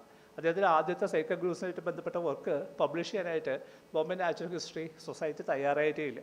അന്ന് JC ഡാനിയൽ എന്ന് പറയുന്ന ആളാണ് അതിൻ്റെ ഹെഡായിട്ട്. അദ്ദേഹം പറഞ്ഞു, അപ്പോൾ ഗാഡ്ഗിൽ മുന്നോട്ട് വെച്ച ആർഗ്യുമെൻ്റ് ഇതായിരുന്നു, ഇത് സംരക്ഷിക്കപ്പെടുന്നത്, ഈ പരിസ്ഥിതി സംരക്ഷിക്കപ്പെടുന്നത്, ഈ ആവാസ വ്യവസ്ഥകൾ സംരക്ഷിക്കപ്പെടുന്നത് നിയമങ്ങൾ മൂലമല്ല, മറിച്ച് സാധാരണ ജനങ്ങൾ എടുക്കുന്ന, കമ്മ്യൂണിറ്റി എടുക്കുന്ന തീരുമാനങ്ങളുടെ മേലെയാണ്. ജേസു ഡാനിയലിന് അത് അത്ര ഇഷ്ടമായില്ല. അങ്ങനെ സാധാരണ മനുഷ്യർ വളരെ പ്രാധാന്യം കൊടുത്തുകൊണ്ട് എഴുതപ്പെടുത്ത പേപ്പർ എന്നുള്ള നിലയ്ക്ക് അദ്ദേഹം അത് നേരെ മാറ്റിവെക്കുകയും ചെയ്തു. ധാരാളം മറ്റാളുകളുമായിട്ട് BSI, ZSI ഡയറക്ടേഴ്സ് എല്ലാം അതിനുശേഷം അത് വായിക്കുകയും അതിന് പ്രാധാന്യം മനസ്സിലാക്കിയതിന് ശേഷമാണ് അദ്ദേഹത്തിന് ആദ്യത്തെ പേപ്പർ, സെഗ ഗ്രൂസുമായിട്ട് ബന്ധപ്പെട്ടുള്ള ആദ്യത്തെ പേപ്പർ അദ്ദേഹത്തിന് പബ്ലിഷ് ചെയ്യാൻ പറ്റുന്നു. ഞാനിപ്പോൾ ഈ സ്ലൈഡിൽ പറയാൻ പോകുന്നത് അദ്ദേഹത്തിൻ്റെ ജീവിതത്തെ ഏറ്റവും പ്രധാനമായി സ്വാധീനിച്ച മനുഷ്യരെ കുറിച്ചിട്ടാണ്. നമുക്കെല്ലാവർക്കും ഉണ്ടാവും അങ്ങനെ ആരെങ്കിലും നമ്മുടെ ജീവിതത്തെ, നമ്മുടെ ചിന്തയെ, നമ്മുടെ ഫിലോസഫിയെ, നമ്മുടെ വേൾഡ് വ്യൂവിനെ സ്വാധീനിച്ച മനുഷ്യരുണ്ടാവും. ആദ്യത്തെ ആൾ ഇരാവതി കാർവെയാണ്. ഇരാവതി കാർവെ ഒരു ആന്ത്രപ്പോളജിസ്റ്റ് ആയിരുന്നു, സോഷ്യോളജിസ്റ്റ് ആയിരുന്നു. ഇരാവതി കാർവെ ആയിട്ടുള്ള ഇടപെടലുകൾ സ്കൂൾ കാലം മുതലേ തുടങ്ങുന്നുണ്ട്. തൊട്ടടുത്ത അയൽവാസിയാണ് കാർവെ. കാർവെ ഫീൽഡ് വർക്കിന് പോകും. ഫീൽഡ് വർക്കിന് പോകുന്ന സമയത്ത് കൂട്ടുപോകാനായിട്ട് ഗാഡ്ഗിലിനെ വിളിക്കുന്നുണ്ട്. അപ്പോൾ ഗാഡ്ഗിലിനെ സംബന്ധിച്ച് സ്കൂളിൽ പോകണം. അപ്പോൾ കാർവേൻ്റെ ഒപ്പം പോയി കഴിഞ്ഞാൽ 2 മാസത്തോളം സ്കൂളിൽ പോകാൻ പറ്റില്ല. അപ്പോൾ ഗാഡ്ഗിലിൻ്റെ അച്ഛൻ പറയുന്നുണ്ട്, അത് സ്കൂളിൽ പോയാലും കുഴപ്പമില്ല, നീ കാർവേൻ്റെ ഒപ്പം പൊക്കമെന്ന് പറയുന്നുണ്ട്. അങ്ങനെ കാർവേൻ്റെ ഒപ്പം ഓര് പോവുകയും പല നാടുകളിൽ പോവുകയും സാധാരണ മനുഷ്യരോട് സംസാരിക്കുകയും ഗാഡ്ഗിൽ ഓർക്കുന്നുണ്ട്, ഓരോ വീട്ടിൽ ചെന്നിട്ട് അവിടെയുള്ള ആളുകളോട് സംസാരിക്കുമ്പോൾ നിലത്ത് കുത്തിയിരുന്നിട്ടാണ് സംസാരിക്കുക. ഇരാവതി കാർവെ അങ്ങനെ ഉണ്ടാവും. വലിയ പൈസയൊന്നുമില്ല റിസർച്ച് ചെയ്യാനായിട്ട്, ബസ്സിലാണ് യാത്ര ചെയ്യുക. ആ ഒരു എക്സ്പീരിയൻസ് ഗാഡ്ഗിലിൻ്റെ ജീവിതത്തെ ബാധിച്ചത് ഗവേഷണം ചെയ്യാനായിട്ട് വലിയ പൈസയൊന്നും ആവശ്യമില്ല എന്നുള്ള ബോധ്യത്തിൽ നിന്നാണ്. Because research is basically a theoretical process. അത് നമ്മുടെ മൈൻഡിൽ നടക്കുന്നൊരു പ്രോസസ്സാണ്.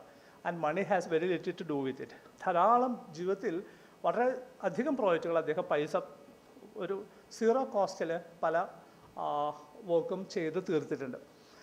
അതിൻ്റെ തുടക്കം ഇരാവതി കാർവെയാണ്. രണ്ടാമത്തെ ഒരാൾ ഇയോ വിൽസണാണ്. വിൽസൻ്റെ പ്രഭാഷണങ്ങളാണ് അദ്ദേഹത്തെ ഇക്കോളജിയിലേക്കും ലൈഫ് ഹിസ്റ്ററി ട്രേഡ്സിലേക്കൊക്കെ ലീഡ് ചെയ്യുന്നു. മറ്റൊന്ന് സലീം അലിയാണ്. 14 വയസ്സുള്ളപ്പോൾ തന്നെ സലീം അലിയെ പരിചയപ്പെടുന്നുണ്ട്. സലീം അലിയോടൊപ്പം ഫീൽഡിൽ പോകുന്നുണ്ട്, പക്ഷികളെ നിരീക്ഷിക്കുന്നുണ്ട്. മറ്റൊരാൾ പ്രൊഫസർ MK പ്രസാദാണ്. മലയാളിയാണ്, കേരളത്തിൽ ജീവിച്ചിരുന്ന പ്രൊഫസറാണ്. മഹാരാജാസ് കോളേജിലെ ബോട്ടണി അധ്യാപകനായിരുന്നു. പിന്നീട് അവിടെ പ്രിൻസിപ്പലായി. അതിനുശേഷം കാലിക്കറ്റ് യൂണിവേഴ്സിറ്റിയിലെ പ്രോ വൈസ് ചാൻസലറായിട്ടാണ് റിട്ടയർ ചെയ്യുന്നത്. ശാസ്ത്രാർത്ഥ പരിഷത്തിലെ പ്രധാനപ്പെട്ട പ്രവർത്തകനായിരുന്നു. അദ്ദേഹത്തെക്കുറിച്ച് ഒരിക്കൽ ഗാഡ്ഗിൽ പറഞ്ഞത്, professor MK Prasad is my guru എന്നാണ് പറയുന്നത്. എന്നിത് ഭയങ്കരമായിട്ട് അത്ഭുതപ്പെടുത്തി. കാരണം എനിക്ക് 2 പേരെ പരിചയം. പ്രസാദ് സാറ് അവിടെ പ്രിൻസിപ്പലാകുമ്പോൾ ഞാൻ മഹാരാജാസിൽ പഠിക്കുന്നുണ്ട്. അതിനുശേഷം അദ്ദേഹം PVC ആവുന്ന സമയത്ത് ഞാൻ അവിടെ പഠിക്കുന്നുണ്ട്. അദ്ദേഹത്തിൻ്റെ ജീവിതത്തെ ക്ലോസ് ആയിട്ട് കാണുന്നുണ്ട്. അപ്പോൾ ഞാൻ നോക്കുമ്പോൾ പ്രസാദ് മാഷ് ഒരിക്കലും he is not suppose to be a theoretical scientist. അപ്പോൾ ലോകത്തെ ഏറ്റവും എണ്ണം പറഞ്ഞ പേപ്പറുകൾ എഴുതിയ ഗാഡ്ഗിൽ എങ്ങനെയാണ് പ്രസാദ് സാറിനെ എൻ്റെ ഗുരു എന്ന് പറയുന്നത് എന്നുള്ളത് എന്നെ അത്ഭുതപ്പെടുത്തിയത്. പിന്നീടാണ് ഞാൻ മനസ്സിലാവുന്നത് but he was so interested was the level at which professor Prasad went to the local communities. അവരോട് സംസാരിക്കാനാണ് അദ്ദേഹം കാണിച്ചിട്ടുള്ള ആ ശ്രദ്ധ. അതുകൊണ്ട് പ്രൊഫസർ ഗാഡ്ഗിലിന് ധാരാളം കഥകൾ പറഞ്ഞു കൊടുക്കാനായിട്ട് പ്രസാദിന് പറ്റും. ഓരോ നാട്ടിലെയും ആളുകളുടെ രീതി, ചിന്തിക്കുന്ന രീതി, അവർ എടുക്കുന്ന സംരക്ഷണ പ്രവർത്തനങ്ങൾ, അതിനെക്കുറിച്ചിട്ടൊക്കെ ധാരാളമായിട്ടുള്ള ഇൻഫർമേഷൻ പ്രൊഫസർ MK പ്രസാദ് കൊടുത്തു. അതുകൊണ്ടാണ് അദ്ദേഹത്തെ ഗുരു എന്ന് വിളിച്ചിരുന്നത്. മറ്റൊന്ന് രാമചന്ദ്ര ഗുഹയാണ്. ഗുഹ വാസ് ബേസിക്കലി ഹിസ്റ്റോറിയൻ. അദ്ദേഹം ക്രിക്കറ്റിനെ കുറിച്ചിട്ടൊക്കെ എഴുതിയിട്ടുണ്ട്. ഇവർ രണ്ടുപേരും ചേർന്നിട്ട് 2 ബുക്സ് എഴുതിയിട്ടുണ്ട്. ഒന്ന് ദ ഫിഷേഡ് ലാൻഡ് എന്ന് പറയുന്ന പുസ്തകം, രണ്ടാമത് ഇക്കോളജി ആൻഡ് ഇക്വിറ്റി എന്ന് പറയുന്ന പുസ്തകം. ലോങ് അസോസിയേഷൻ ഇവർക്ക് തമ്മിലുണ്ടായിരുന്നു. രണ്ടുപേരും അങ്ങോട്ടും ഇങ്ങോട്ടും ഇൻഫ്ലുവൻസ് ചെയ്തിട്ടുണ്ട്. അതുപോലെ തന്നെ രാമചന്ദ്ര ഗുഹ ക്രിക്കറ്റിനെ കുറിച്ച് എഴുതുന്ന സമയത്ത് എങ്ങനെയാണ് ക്രിക്കറ്റിനകത്ത് കാസ്റ്റ് എങ്ങനെയാണ് വർക്ക് ചെയ്യുന്നതെന്നൊക്കെ പുള്ളി പറയുന്നുണ്ട്. ഇൻട്രസ്റ്റിംഗ് ആയിട്ടുള്ള ഒബ്സർവേഷൻസ് ഉണ്ട്. ലോകത്തുള്ള മറ്റു പല രാജ്യങ്ങളിലുള്ള ആളുകളൊക്കെ ഗംഭീര ഫാസ്റ്റ് ബൗളേഴ്സൊക്കെ ഉണ്ടാകുന്ന സമയത്ത് എന്തുകൊണ്ടാണ് ഇന്ത്യയിൽ ഫാസ്റ്റ് ബൗളേഴ്സ് ഉണ്ടാവാത്തത്? കപിൽ ദേവ് ഉണ്ടാകുന്നത് വരെ we didn't have any major fast bowler. അതെന്തുകൊണ്ടാണ്? അപ്പോൾ പുള്ളി അതിന് രസമായിട്ടുള്ള ഉത്തരം പറയുന്നുണ്ട്. അതുപോലെ batsman they score runs mostly based on fours and sixes. ഓടി റണ്ണെടുക്കുക എന്നുള്ളത് ഇന്ത്യൻ കളിക്കാർക്ക് അത്ര വലിയ താല്പര്യമില്ലാത്ത കാര്യമാണ്. അവരവിടെ നിൽക്കും, ചെറുതായിട്ടൊന്ന് ബാറ്റൊന്ന് ഫ്ലിക്ക് ചെയ്യും, 4 അടിക്കും അല്ലെങ്കിൽ 6 അടിക്കും. ബൗൾ ചെയ്യുന്നവരാണെങ്കിൽ ഓടി വന്നിട്ട് ഒരു ഫാസ്റ്റ് ബൗളർ എറിയുന്ന പോലെ കഷ്ടപ്പെടുന്നൊന്നുമില്ല. പന്ത് സ്പിൻ ചെയ്തിട്ട് ആണ് എടുക്കുക. അപ്പോൾ അദ്ദേഹം അനലൈസ് ചെയ്തതെന്ന് വെച്ചാൽ ഇതിൻ്റെ കാരണം എന്താ വെച്ച് കഴിഞ്ഞാൽ most of the players were Brahmins. അവരങ്ങനെ ശരീരം വല്ലാതെ കഷ്ടപ്പെടുത്താനായിട്ട് താല്പര്യമുള്ള മനുഷ്യരല്ല. അവർ വളരെ ചെറിയ വിദ്യകളിലൂടെ കളി ജയിക്കാനായിട്ട് ശ്രമിക്കുന്ന ആളുകളാണെന്നൊക്കെ ഗുഹയുടെ പേപ്പേഴ്സ് ഉണ്ട്. We will come back to that later. മറ്റൊന്ന് ഓസ്ബോൺ ആണ്.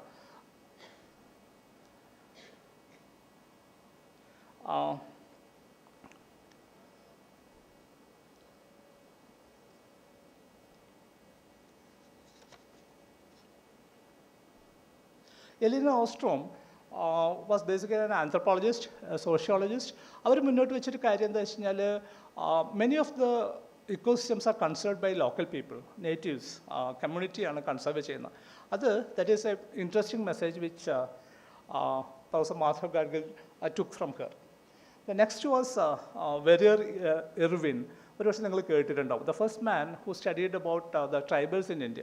ഇന്ത്യയിലെ ആദിമ നിവാസികളെക്കുറിച്ച് വളരെ സവിശേഷമായി പഠനം നടത്തിയ വെറിയർ എർവിൻ. ഇവരെല്ലാവരും ഗാഡ്ഗിലിൻ്റെ തോട്ട്സിനെ ബാധിച്ചിട്ടുണ്ട്.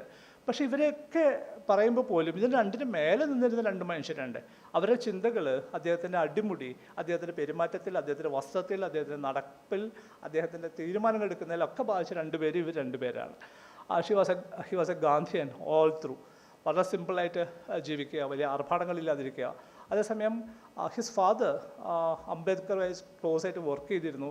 ബോംബെ ടെക്സ്റ്റൈൽ ഇൻഡസ്ട്രിയിലെ ലേബർ സിനറിയെക്കുറിച്ച് പഠിക്കാനായിട്ട് അംബേദ്കറാണ് മാധവ് ഗാഡ്ഗിലിൻ്റെ ഫാദറിനോട് ആവശ്യപ്പെടുന്നത്. And he took up that study.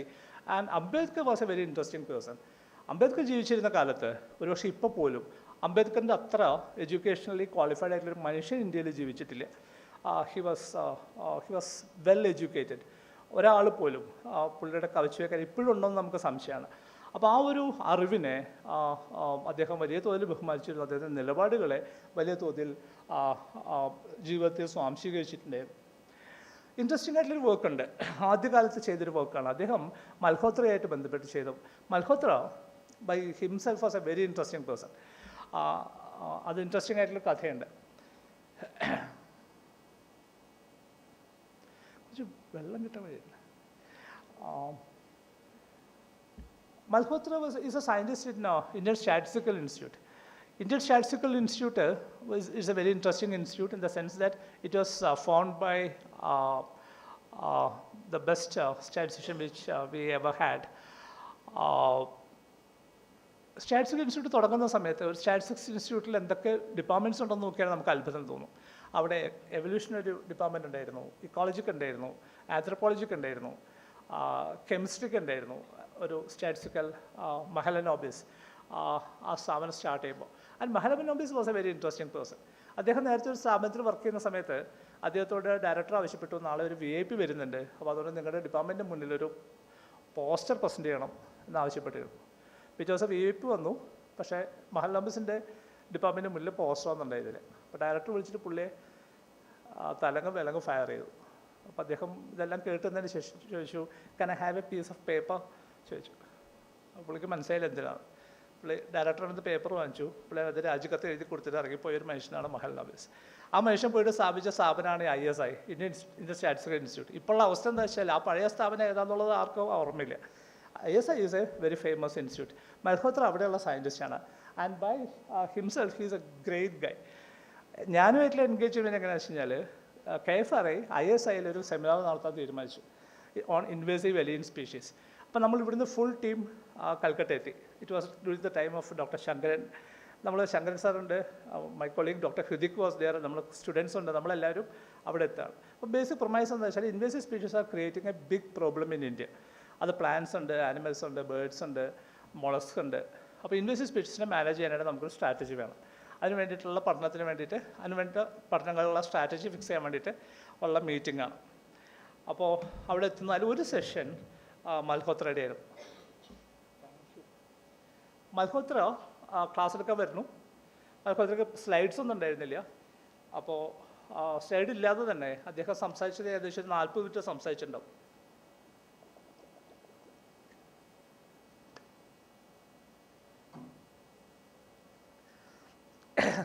Minute Malhotra സംസാരിച്ച് കഴിഞ്ഞോടുകൂടിയിട്ട് ആ സെമിനാർ തന്നെ ആവശ്യമില്ലാതായി. അദ്ദേഹം പറഞ്ഞു, ഇൻവേസീവ് സ്പീഷീസ് അങ്ങനെ പ്രശ്നമൊന്നുമില്ല. ഇൻവേസീവ് സ്പീഷീസ് പ്രശ്നമെന്ന് പറയുന്നത് നിങ്ങൾ ശാസ്ത്ര സ്ഥാപനങ്ങളിൽ വർക്ക് ചെയ്യുന്ന ഗവേഷകർ മാത്രമാണ്. സാധാരണ മനുഷ്യന് പ്രശ്നമൊന്നുമില്ല. സാധാരണ മനുഷ്യർ അത് ഉപയോഗിക്കാൻ തുടങ്ങിക്കഴിഞ്ഞു. പ്രോസോപ്പസ് ജെലിഫ്ലവർ എന്ന് പറയുന്ന പ്ലാന്റിനെ ഉദാഹരിച്ചുകൊണ്ട് അദ്ദേഹം പറഞ്ഞു, അത് മനുഷ്യർ ഉപയോഗിക്കുകയാണ്. മാത്രമല്ല, ഒരു പടി കൂടി കിടന്ന് അദ്ദേഹം പറഞ്ഞു, അതില്ലാതെ മനുഷ്യർക്ക് ജീവിക്കാൻ പറ്റില്ല. അത്രമാത്രം അവർ ഇൻവേസീവ് സ്പീഷീസ് അവർക്ക് ആവശ്യമുണ്ട്. വേറെ നിലയ്ക്ക് പറഞ്ഞാൽ, മൽഹോത്ര എന്ന് പറഞ്ഞ മനുഷ്യന് വേണമെങ്കിൽ FAO പോലൊരു സംഘടന ഓർഗനൈസ് ചെയ്യുന്ന, ഫണ്ട് ചെയ്യുന്ന ISI പോലെ സ്ഥാപനത്തിൽ KFRയുടെ സഹകരണത്തോട് നടത്തുന്ന 3 ദിവസത്തെ ശില്പശാലയെ ഒറ്റയടിക്ക് പൊട്ടിച്ച് കളയാൻ പറ്റുന്ന കക്ഷിയാണ് മൽഹോത്ര. അത് മൽഹോത്രയും ഗാഡ്ഗിലും കൂടി ചേർന്നിട്ട് എഴുതിയൊരു പേപ്പറാണ് adaptive significance of the Indian caste system and ecological perspective. ഇന്ത്യയിലെ ജാതി വ്യവസ്ഥയെക്കുറിച്ചിട്ടുള്ള പഠനമാണ്. മഹാരാഷ്ട്രയിലുള്ള നിരവധി കമ്മ്യൂണിറ്റികളെ കുറിച്ചിട്ടുള്ള പഠനമാണ്. ഇത് ഒരു കാർഡിനലായിട്ടുള്ള പഠനമാണ്.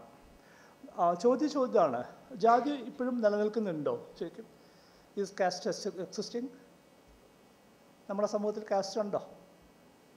ഉണ്ട്. എന്നെ സംബന്ധിച്ചത് എൻ്റെ മുന്നിൽ വന്നത് കഴിഞ്ഞ പഞ്ചായത്ത് ഇലക്ഷനാണ്. പഞ്ചായത്ത് ഇലക്ഷനിൽ എനിക്ക് ഇലക്ഷൻ ഡ്യൂട്ടി കിട്ടുന്നു. നമ്മൾ പഴയന്നൂർ എന്ന് പറഞ്ഞ സ്ഥലത്ത് റിപ്പോർട്ട് ചെയ്യുന്നു. അവിടെ നമ്മൾ ടീം സ്കൂളിലെത്തുമ്പോൾ പഴയ LP സ്കൂളാണ്. 150 വർഷം പ്രായമുള്ള സ്കൂൾ. വാതിലൊന്നുമില്ല, അങ്ങനെ സ്പേസ് മാത്രമേ ഉള്ളൂ. ഇപ്പോൾ അടുത്തൊരു ഗ്രില്ലൊക്കെ വെച്ചിട്ടേ ഉള്ളൂ. ചെറിയ പൊക്കം കുറഞ്ഞ സ്കൂൾ, ഓടൊക്കെ ഇട്ടിട്ട്. തൊട്ടടുത്ത് പാടാണ്, നല്ല കാറ്റൊക്കെ ഉണ്ട്, നല്ല രസമുള്ള സ്ഥലം. നമ്മുടെ ടീമിൽ 4 പേരുണ്ട്, 2 പുരുഷന്മാരും 2 സ്ത്രീകളും. അതിൽ എൻ്റെ ഒപ്പം ഉണ്ടായിരുന്ന ഒരു മാഷ്, ഒരു LP സ്കൂൾ മാഷാണ് പാലക്കാട് നിന്ന്. ഒപ്പമുള്ള 2 സ്ത്രീകളുണ്ട്, ഒരാൾ സർവേ ഡിപ്പാർട്ട്മെൻറ്റിൽ നിന്ന്, ഒരാൾ KSEB നിന്ന്. അപ്പോൾ നമ്മൾ തലേദിവസം ഉച്ചയപ്പോൾ അവിടെ എത്തി സാധനങ്ങളൊക്കെ വെച്ച് സെറ്റ് ചെയ്തുകൊണ്ടിരിക്കുകയാണ്. പ്രിസൈഡിംഗ് ഓഫീസറായ ഞാൻ എൻ്റെ കസേരയിലിരുന്ന് വർക്ക് ചെയ്യുമ്പോൾ തൊട്ടപ്പുറത്ത് മാഷിരിക്കുന്നതിൽ ഇപ്പുറത്ത് 2 സ്ത്രീകളുണ്ട്. പെട്ടെന്നൊരു ചോദ്യം കേട്ട് ഞാൻ തലപൊക്കി നോക്കുമ്പോൾ ഈ മാഷ് ഒരു സ്ത്രീയോട് ചോദിച്ചതാണ്, അല്ല മാഡത്തിൻ്റെ കാസ്റ്റ് ഏതാണ്? ഞാൻ ആകെ ഞെട്ടിയിട്ട് നോക്കി. അപ്പോൾ ഈ മാഡം വളരെ അഭിമാനത്തോട് കൂടിയിട്ട് ഞാൻ നായരാണ്. അപ്പം ഞാൻ വിചാരിച്ചു ഇനിയിപ്പോൾ അവർക്ക് പ്രശ്നമില്ലെങ്കിൽ എനിക്കെന്ത് പ്രശ്നം ചെയ്യാൻ വിടാതിരുന്നു. And that was over. പക്ഷെ കുറച്ച് കഴിഞ്ഞ് ഉച്ചയ്ക്ക് ശേഷം ഞാൻ പുറത്തിറങ്ങുമ്പോൾ ഒറ്റയ്ക്ക് നിൽക്കുമ്പോൾ ഈ മാഷ് എൻ്റെ അടുത്ത് വന്നിട്ട്, അല്ല സാറിൻ്റെ കാസ്റ്റ് ഏതാ? ഞാനൊന്ന് ആലോചിച്ചു എന്താ വേണ്ടത്. കാരണം നാളെ കൂടി ഒരുമിച്ച് ഡ്യൂട്ടി എടുക്കാനുള്ളതാണ്. അപ്പോൾ വഴക്കുണ്ടാക്കുന്ന അത്ര ബുദ്ധിയല്ല. അപ്പം ഞാൻ പുള്ളിയോട് എന്താ ചോദിച്ചത്? അല്ല സാറിൻ്റെ കാസ്റ്റേ ഈ ഹിന്ദു ആണോ മുസ്ലിം ആണോ ക്രിസ്ത്യൻ ആണോ? അപ്പോൾ എനിക്ക് മനസ്സിലായി ഇദ്ദേഹത്തിന് റിലീജിയനും കാസ്റ്റും തമ്മിലുള്ള വ്യത്യാസം പോലും അത്ര പിടുത്തില്ല എന്ന് മനസ്സിലായി. അപ്പം ഞാൻ പറഞ്ഞു ഞാൻ ബുദ്ധിസ്റ്റാണ് എന്ന് പറഞ്ഞു. ബുദ്ധിസ്റ്റ് ഇവിടെ ഉണ്ടോ? നമ്മുടെ നാട്ടിലുണ്ടോ എന്ന് ചോദിച്ചു. ഞാൻ പറഞ്ഞാൽ ഉണ്ട്. അല്ല നിങ്ങളുടെ പള്ളിയൊക്കെ ഉണ്ടോ? ഞാൻ പറഞ്ഞാൽ ഉണ്ട്. അല്ല എനിക്കറിയില്ല കേട്ടോ, ഞാൻ കണ്ടിട്ടില്ല. കർണാടകത്തിൽ ഞാൻ കണ്ടിട്ടുണ്ട്. കർണാടകത്തിൽ അവർ മണിയെടുക്കുകയും പ്രാർത്ഥിക്കുകയൊക്കെ ചെയ്യുന്ന കണ്ടിട്ടുണ്ട്. അപ്പം ഞാൻ പറഞ്ഞു അവർ ബുദ്ധിസ്റ്റുകൾ പ്രാർത്ഥിക്കുകയല്ല ചെയ്യുക, അവർ ആരാധിക്കുകയേ ചെയ്യുള്ളൂ. There's no praying, it is only worshipping എന്ന് പറഞ്ഞു. പുള്ളി പറഞ്ഞു പുള്ളിയത് മനസ്സിലായില്ല അത്ര. പുള്ളി പിന്നെ അങ്ങ് പോയി. ഞാൻ അതോട് കഴിഞ്ഞു ചോദിച്ചു. പിറ്റേ ദിവസം ഇലക്ഷൻ നടക്കുകയാണ്. ഇലക്ഷൻ്റെ അന്ന് ഉച്ചവരെ നല്ല പോളിംഗ് ആയിരുന്നു. ഉച്ച കഴിഞ്ഞപ്പോൾ പിന്നെ പോളിംഗ് റേറ്റ് വളരെ കുറഞ്ഞു. നമുക്ക് ഇഷ്ടംപോലെ സമയമായി. അപ്പം ഞാൻ പുറത്തേക്ക് ഒരു സിഗരറ്റ് വലിക്കാൻ വേണ്ടി പുറത്തിറങ്ങി ഒറ്റയ്ക്ക് നിൽക്കുമ്പോൾ ഇദ്ദേഹം പിന്നെ വന്നു ചോദിച്ചു, അല്ല സാറിൻ്റെ ഫാദർ എങ്ങനെയായിരുന്നു? അല്ല സാറ് ചിലപ്പോൾ വായിച്ച് പഠിച്ചിട്ടൊക്കെ ബുദ്ധിസ്റ്റ് ആയതായിരിക്കുമല്ലോ, പക്ഷേ സാറിൻ്റെ ഫാദർ ഒരു മതത്തിലായിരിക്കുമല്ലോ ജനിച്ചിട്ടുണ്ടാവുക, അതേതായിരുന്നു? അപ്പം ഞാൻ പറഞ്ഞു, അല്ല മാഷേ എൻ്റെ അച്ഛൻ ജനിക്കുമ്പോൾ നാട്ടിലെ ആശുപത്രിയൊക്കെ വന്നിട്ടുണ്ട്, അച്ഛൻ ആശുപത്രിയിലാണ് ജനിച്ചത്, മതത്തിലല്ല എന്ന് പറഞ്ഞു. പുള്ളി എൻ്റെ മുഖത്തേക്ക് വീട്ട് പറഞ്ഞു, സാർ ഇപ്പം തർക്കിക്കാൻ സമയമില്ല, ഞാൻ പോവാം എന്ന് പറഞ്ഞിട്ട് പുള്ളി പോയി. Just very much life. എൻ്റെ സംശയം തലേദിവസം നമ്മൾ ഒരുമിച്ചുണ്ട്, നമ്മൾ ജോലി എന്താണെന്ന് അറിയാം, നമ്മൾ മനുഷ്യനെ എന്നുള്ള നിലയ്ക്ക് കാണുന്നുണ്ട്. ഇതൊക്കെ കഴിഞ്ഞിട്ട് പുള്ളിയുടെ കയ്യിലുള്ള ഡാറ്റ പൂർണ്ണമല്ല. പുള്ളി കാസ്റ്റും കൂടി അറിഞ്ഞാലേ ഉള്ളൂ പുള്ളിക്ക് ഒരു സമാധാനമാവുള്ളൂ ഒരവസ്ഥ നിലനിൽക്കുന്നൊരവസ്ഥ. That is very much alive. ഇദ്ദേഹം ചെയ്തത് കാസ്റ്റ് എന്നുള്ളത് ഒരു ഐഡിയോളജിക്കൽ ഇൻസ്റ്റിറ്റ്യൂഷനാണ്, ഒരു റിലീജിയസ് ഇൻസ്റ്റിറ്റ്യൂഷൻ എന്നുള്ളതിനപ്പുറത്ത് ഈ കാസ്റ്റ് എന്താണ് ചെയ്തത്, what was caste doing in India എന്നുള്ളതാണ് ഇവർ രണ്ടുപേരും കൂടി അന്വേഷിച്ചത്. അവർ മനസ്സിലാക്കി കുറേ വർഷങ്ങളോളം, കുറേ നൂറ്റാണ്ടുകളോളം സമൂഹത്തിൽ വലിയ തോതിലുള്ള വഴക്കുകളില്ലാതെ പോകുന്നതിന് ഒരു കാരണം ഈ കാസ്റ്റ് സെഗ്രിഗേഷനായിരുന്നു. ഓരോ കാസ്റ്റിനും സെപ്പറേറ്റ് ആയിട്ടൊരു നിഷ്ഠുണ്ട്. ചിലർ വെജിറ്റേറിയൻസ് ആണ്, ചിലർ നോൺ വെജിറ്റേറിയൻസ് ആണ്, അവർ ജീവിക്കുന്ന സ്ഥലം ഡിഫറെൻ്റ് ആണ്. ഇത് എൻഡോഗാമസ് കമ്മ്യൂണിറ്റീസുമാണ്. അവർ അതിൻ്റെ ഉള്ളിൽ മാത്രമേ വിവാഹം കഴിക്കുള്ളൂ. അപ്പോൾ അവരുടെ കൾച്ചറെല്ലാം അങ്ങനെ തന്നെ ഫോളോ ചെയ്ത് പോകുന്നു.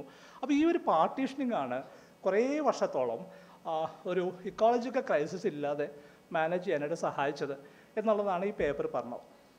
That was a ground breaking work. അതിന് മുന്നേ ഉള്ള കാസ്റ്റിനെ കുറിച്ചുള്ള ധാരണകൾ അത് തിരുത്തി.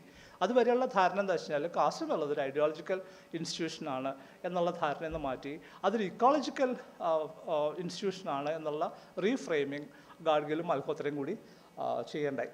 ഈ വർക്ക് പിന്നീട് അദ്ദേഹത്തിൻ്റെ അവസാന കാലത്ത് ബാക്ക് ഫയർ ചെയ്തത് എങ്ങനെയാണെന്നും കൂടി ഞാൻ ഈ ടോക്കിൻ്റെ ലാസ്റ്റ് പാർട്ടിലേക്ക് ഇപ്പോൾ പറയാം. ഇതൊരു അഡാപ്റ്റീവ് സോഷ്യൽ ഇൻസ്റ്റിറ്റ്യൂഷൻ ആണ് എന്ന് അദ്ദേഹം തിരിച്ചറിയുന്നുണ്ട്. Traditional caste occupations were often finely to local ecosystems. പുഴയോട് ചേർന്ന് ജീവിക്കുന്ന ആളുകൾ, കടലിനോട് ചേർന്ന് ജീവിക്കുന്ന ആളുകൾ, കാട്ടിനോട് ചേർന്ന് ജീവിക്കുന്ന ആളുകൾ എല്ലാവരും തന്നെ വ്യത്യസ്ത തൊഴിലെടുക്കുകയും ആ തൊഴിൽ റീപ്രൊഡ്യൂസ് ചെയ്ത് പോവുകയും ചെയ്യുന്ന ഒരു സംവിധാനമായിട്ട് കാസ്റ്റിനെ തിരിച്ചറിയാൻ പറ്റി. ഡിവിഷൻ ഓഫ് ലേബറും endogamy reduce competition and conflict over resources, stabilising village level socio ecological systems. ഇതായിരുന്നു ആ പേപ്പറിൻ്റെ പ്രധാനപ്പെട്ട കണ്ടെത്തൽ. And they also argued that restoration of caste-based ecological roles through market forces, state policies, and cultural homogenization often led to ecological degradation and livelihood stress. Caste ഒരു social memory അല്ല, ഒരു സാമൂഹികമായിട്ടുള്ള ഓർമ്മ മാത്രമല്ല, അതൊരു അഡാപ്റ്റീവ് സ്ട്രാറ്റജിയാണ്. ഇതൊക്കെ പറയുന്ന സമയത്ത് തന്നെ അദ്ദേഹം കൃത്യമായും അതിനെ ജസ്റ്റിഫൈ ചെയ്യാതിരിക്കാനായിട്ട് ശ്രമിക്കുകയും ചെയ്തു. അവിടെയാണ് ഗാർഗിലിൻ്റെ ഒരു ബ്രില്യൻസ് നമ്മൾ കാണാൻ പറ്റുക. എന്താണ് ആ സിസ്റ്റം ചെയ്യുന്നതെന്ന് പറയുന്ന സമയത്ത് തന്നെ ഈ സിസ്റ്റം മുന്നോട്ട് വെക്കുന്ന ഹയറാർക്കിയെ പൂർണ്ണമായും തള്ളിക്കളയുക, അത് അദ്ദേഹത്തിന് സാധ്യമായി. അതിന് വളരെ ഇൻ്റലിജൻ്റ് ആയിട്ട് കാസ്റ്റ് സിസ്റ്റത്തെ ഡിസ്മാൻഡിൽ ചെയ്യുന്നൊരു വർക്കായിട്ട് അത് പിന്നീട് മാറി. Preserve ecological knowledge without preserving hierarchy. അദ്ദേഹത്തിൻ്റെ ഒരു കൺസർവേഷൻ എത്തിക്കും അതായിരുന്നു. ഇക്കോ സിസ്റ്റങ്ങളെ നമുക്ക് പ്രൊട്ടക്റ്റ് ചെയ്യേണ്ട ആവശ്യമുണ്ട്, പക്ഷേ അതിൻ്റെ കൂട്ടത്തിൽ അനീതിയെ നമ്മൾ ഇൻസ്റ്റിറ്റ്യൂഷണലൈസ് ചെയ്യരുത്. സേക്രഡ് ഗ്രൂവ്സ് കൺസർവ് ചെയ്യേണ്ട ആവശ്യമുണ്ട്.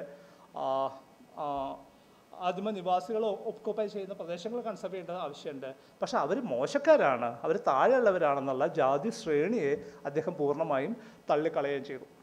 മറ്റൊരു വർക്ക് ആനകളെ കുറിച്ചിട്ടാണ്. Male female differences in foraging on crops in Asian elephants. ഈ വർക്ക് അദ്ദേഹം ചെയ്യുന്നത് സുകുമാറുമായിട്ട് ചേർന്ന്, രാമൻ സുകുമാർ എന്ന് പറയുന്ന IIScയിലെ സയൻറ്റിസ്റ്റുമായിട്ട് ചേർന്നിട്ടാണ്. രാമൻ സുകുമാർ പിന്നീട് ജീവിതകാലം മുഴുവൻ എലിഫൻസിനെ കുറിച്ച് വർക്ക് ചെയ്യുന്ന ഒരാളായി മാറി. ഗാഡ്ഗിലിൻ്റെ ജീവിതത്തിൽ നമുക്ക് അങ്ങനെയുള്ള ഒത്തിരി കുട്ടികളെ കാണാൻ പറ്റും. അവർ പഠിച്ചത് എന്തെങ്കിലുമൊക്കെ വിഷയമായിരിക്കും, പക്ഷേ ഗാഡ്ഗിലിൻ്റെ ഒപ്പം വന്നതിന് ശേഷം പിന്നെ ഗാഡ്ഗിലിനോടൊപ്പം ചെയ്ത വർക്ക് പിന്നെ അവരുടെ ജീവിതകാലം മുഴുവൻ ചെയ്യുന്ന വർക്കായിട്ട് മാറുകയും ചെയ്യും. എലിഫൻസിനെ കുറിച്ച് ഇന്നത്തെ കാലത്ത് ഇന്ന് നമ്മൾ വായിച്ചെടുക്കേണ്ട വളരെ പ്രധാനപ്പെട്ട ഒബ്സർവേഷൻസ് അദ്ദേഹത്തിൻ്റെ ഭാഗത്ത് നിന്നുണ്ടായിട്ടുണ്ട്. അതിലൊന്ന് ഇതാണ്: elephants are landscape species, not forest species. ആനകൾ എന്ന് പറയുന്നത് കാട്ടിൽ ജീവിക്കുന്ന ജീവികളല്ല, അവരൊരു ലാൻഡ്സ്കേപ്പിൽ ജീവിക്കുന്നവരാണ്. ആ ലാൻഡ്സ്കേപ്പിനകത്ത് കാടുണ്ടാവും, നാടുണ്ടാവും, പുഴയുണ്ടാവും, മലയുണ്ടാവും, പുൽമേടുകളുണ്ടാവും. ഇതെല്ലാം ചേർന്ന വലിയൊരു ലാൻഡ്സ്കേപ്പ് ഒക്യുപ്പൈ ചെയ്യുന്ന ഒരു സ്പീഷീസ് ആയിട്ട് എലിഫൻസിനെ കാണേണ്ട ആവശ്യമുണ്ട്. അല്ലാതെ ഇന്ന് നാട്ടിൽ പറയുന്ന പോലെ ആന കാട്ടിൽ നിന്ന് പുറത്തിറങ്ങി ആന ജീവിക്കേണ്ടത് കാട്ടിലല്ലേ, തിരിച്ച് അങ്ങോട്ട് ഓടിക്കുക, ഇതല്ല. They need a large landscape to survive. Human elephant conflict is structurally produced, not accidental. ഇത് നമ്മൾ പ്രൊഡ്യൂസ് ചെയ്യുന്നതാണ്. അതിന് ഏറ്റവും നല്ല ഉദാഹരണം ഇവിടെ കുതിരാനിൽ പോയാൽ കാണാം. കുതിരാനിൽ ടണൽ വരുന്നതിന് മുന്നേ ഇത് was no conflict and area. Tunnel വന്നതോടുകൂടി എന്ത് സംഭവിച്ചാൽ പഴയ റോഡ് ആരും ഉപയോഗിക്കാതായി. സ്വാഭാവികമായിട്ടും പേശിവാണാലും വൈൽഡ് ലൈഫ് സെഞ്ചുറിൻ്റെ ഈ ഭാഗത്തുണ്ടായിരുന്ന ആനകൾ അങ്ങോട്ടേക്ക് ക്രോസ് ചെയ്തു. And road was working as A barrier. ആ ബാരിയർ പോയി, ആന അപ്പുറത്തേക്ക് ക്രോസ് ചെയ്തു. ഇന്നിപ്പം ഫോറസ്റ്റ് ഡിപ്പാർട്ട്മെൻറ്റ് അവരെ ഇങ്ങോട്ടേക്ക് ആക്കാനായിട്ടുള്ള വലിയ പ്രയത്നം നടത്തിക്കൊണ്ടിരിക്കുകയാണ്. അപ്പുറത്ത് എത്തുമ്പോഴുള്ള പ്രശ്നം എന്താ? അതൊരു ട്രയാങ്കുലേറ്റഡ് സ്പേസ് ആണ്, ചുറ്റും ആളുകൾ താമസിക്കുന്നുണ്ട്. And those people have never ever lived with elephants. അതുകൊണ്ട് അവിടെ കോൺഫ്ലിക്റ്റ് പെട്ടെന്ന് കൂടി. അപ്പോൾ ഗാഡ്ഗിൽ അത്രയും വർഷം മുന്നേ എഴുതിയതാണ്. ഇത് നമ്മളായിട്ട് ക്രിയേറ്റ് ചെയ്യുന്നതാണ്, അല്ലാതെ അത് ആക്സിഡൻ്റലായിട്ട് സംഭവിക്കുന്നതല്ല. Traditional land use systems historically accommodated elephants. പണ്ടത്തെ ഒരു ലാൻഡ് യൂസ് രീതികൾ എലിഫൻസിനെ കൂടി അക്കോമഡേറ്റ് ചെയ്യുന്നതായിരുന്നു. അത് നമ്മൾ തകർത്ത് കളഞ്ഞിട്ടുണ്ട്. അവിടെ നിന്നാണ് പ്രോബ്ലം എമേർജ് ചെയ്യണമെന്ന് അദ്ദേഹം പറയും. Elephants reveal failures of centralised conservation. നമ്മൾ മുകളിൽ നിന്ന് കൺസർവേഷൻ പ്രോസസ്സ് അടിച്ചേൽപ്പിക്കുന്ന സമയത്ത് നമ്മൾ കൺസർവ് ചെയ്യേണ്ട ഏരിയ ഡിമാർക്കേറ്റ് ചെയ്ത് ഇത് മാത്രം കൺസർവ് ചെയ്താൽ മതി എന്ന് തീരുമാനിക്കുന്ന സമയത്ത് ആനകൾ ഉപയോഗിച്ചിരുന്ന പല സ്ഥലങ്ങളും അതിൽ നിന്ന് പുറത്തായി പോവുകയാണ്. പിന്നെ അവർ ആ സ്ഥലത്തേക്ക് വരുന്ന സമയത്തൊക്കെ കോൺഫ്ലിക്റ്റ് ആയിട്ടാണ് നമ്മൾ കാണുന്നത്. And this was one of the important findings of the work. Elephants are indicators of socio ecological health. ഒരു പ്രദേശത്തിൻ്റെ സാമൂഹികവും പാരിസ്ഥിതികവുമായിട്ടുള്ള ആരോഗ്യത്തിൻ്റെ ഏറ്റവും നല്ല ഇൻഡിക്കേറ്റേഴ്സ് ആനകളാണ്. And that was another interesting observation. ഇത് വാസ്പിനെ കുറിച്ചിട്ടുള്ള പഠനങ്ങളാണ്. പ്രത്യേകിച്ചും റൊപ്പാലിഡ എന്ന് പറയുന്ന വാസ്പിനെ കുറിച്ചിട്ട് അദ്ദേഹം പറയുന്നത് വെച്ചാൽ ഇന്ത്യൻ ഇൻസ്റ്റിറ്റ്യൂട്ട് ഓഫ് സയൻസിൽ വർക്ക് ചെയ്യുമ്പോൾ ഭയങ്കര ബോറടിപ്പിക്കുന്ന സെമിനാറൊക്കെ കേൾക്കുന്ന സമയത്ത് കക്ഷി സ്ഥിരമായിട്ടൊരു സീറ്റ് തിരഞ്ഞെടുക്കും. കാരണം അവിടെ നിന്ന് നോക്കിക്കഴിഞ്ഞാൽ അപ്പുറത്ത് വാസ്പ് കൂടുണ്ടാക്കുന്നത് കാണാൻ പറ്റും. അവർ കൂട്ടിലേക്ക് വരുന്നും പോകുന്നൊക്കെ ഒബ്സർവ് ചെയ്തുകൊണ്ടിരിക്കാൻ പറ്റും. ആ ഒരു താല്പര്യം അദ്ദേഹത്തിന് പിന്നീട് വർദ്ധിക്കുന്നത് അദ്ദേഹത്തിൻ്റെ പൂനെയിലുള്ള വീട് കുറേ നാൾ പൂട്ടിക്കിടക്കുന്നു. അച്ഛൻ മരിച്ചതിന് ശേഷം അമ്മ ഡൽഹിയിലേക്ക് പോന്നു. ഏകദേശം 3-4 വർഷം വീട് പൂട്ടിക്കിടക്കുന്നു. അമ്മ തിരിച്ചു വരുന്നു, കുറച്ച് മുറി മാത്രം തുറക്കുന്നു. പിന്നെയുള്ള 2 മുറികൾ തുറക്കാതെ വെച്ചിരിക്കുകയാണ്. അത് ഗാഡ്ഗിലും സുലോചനയും തിരിച്ചു വരുമ്പോഴാണ് ആ 2 മുറി തുറക്കുന്നത്. നോക്കുമ്പോൾ എന്താ വെച്ചാൽ അതിനകത്ത് ഉള്ളിൽ നിറയെ വാസ്പ് കൂട് കൂട്ടിയിട്ടുണ്ട്.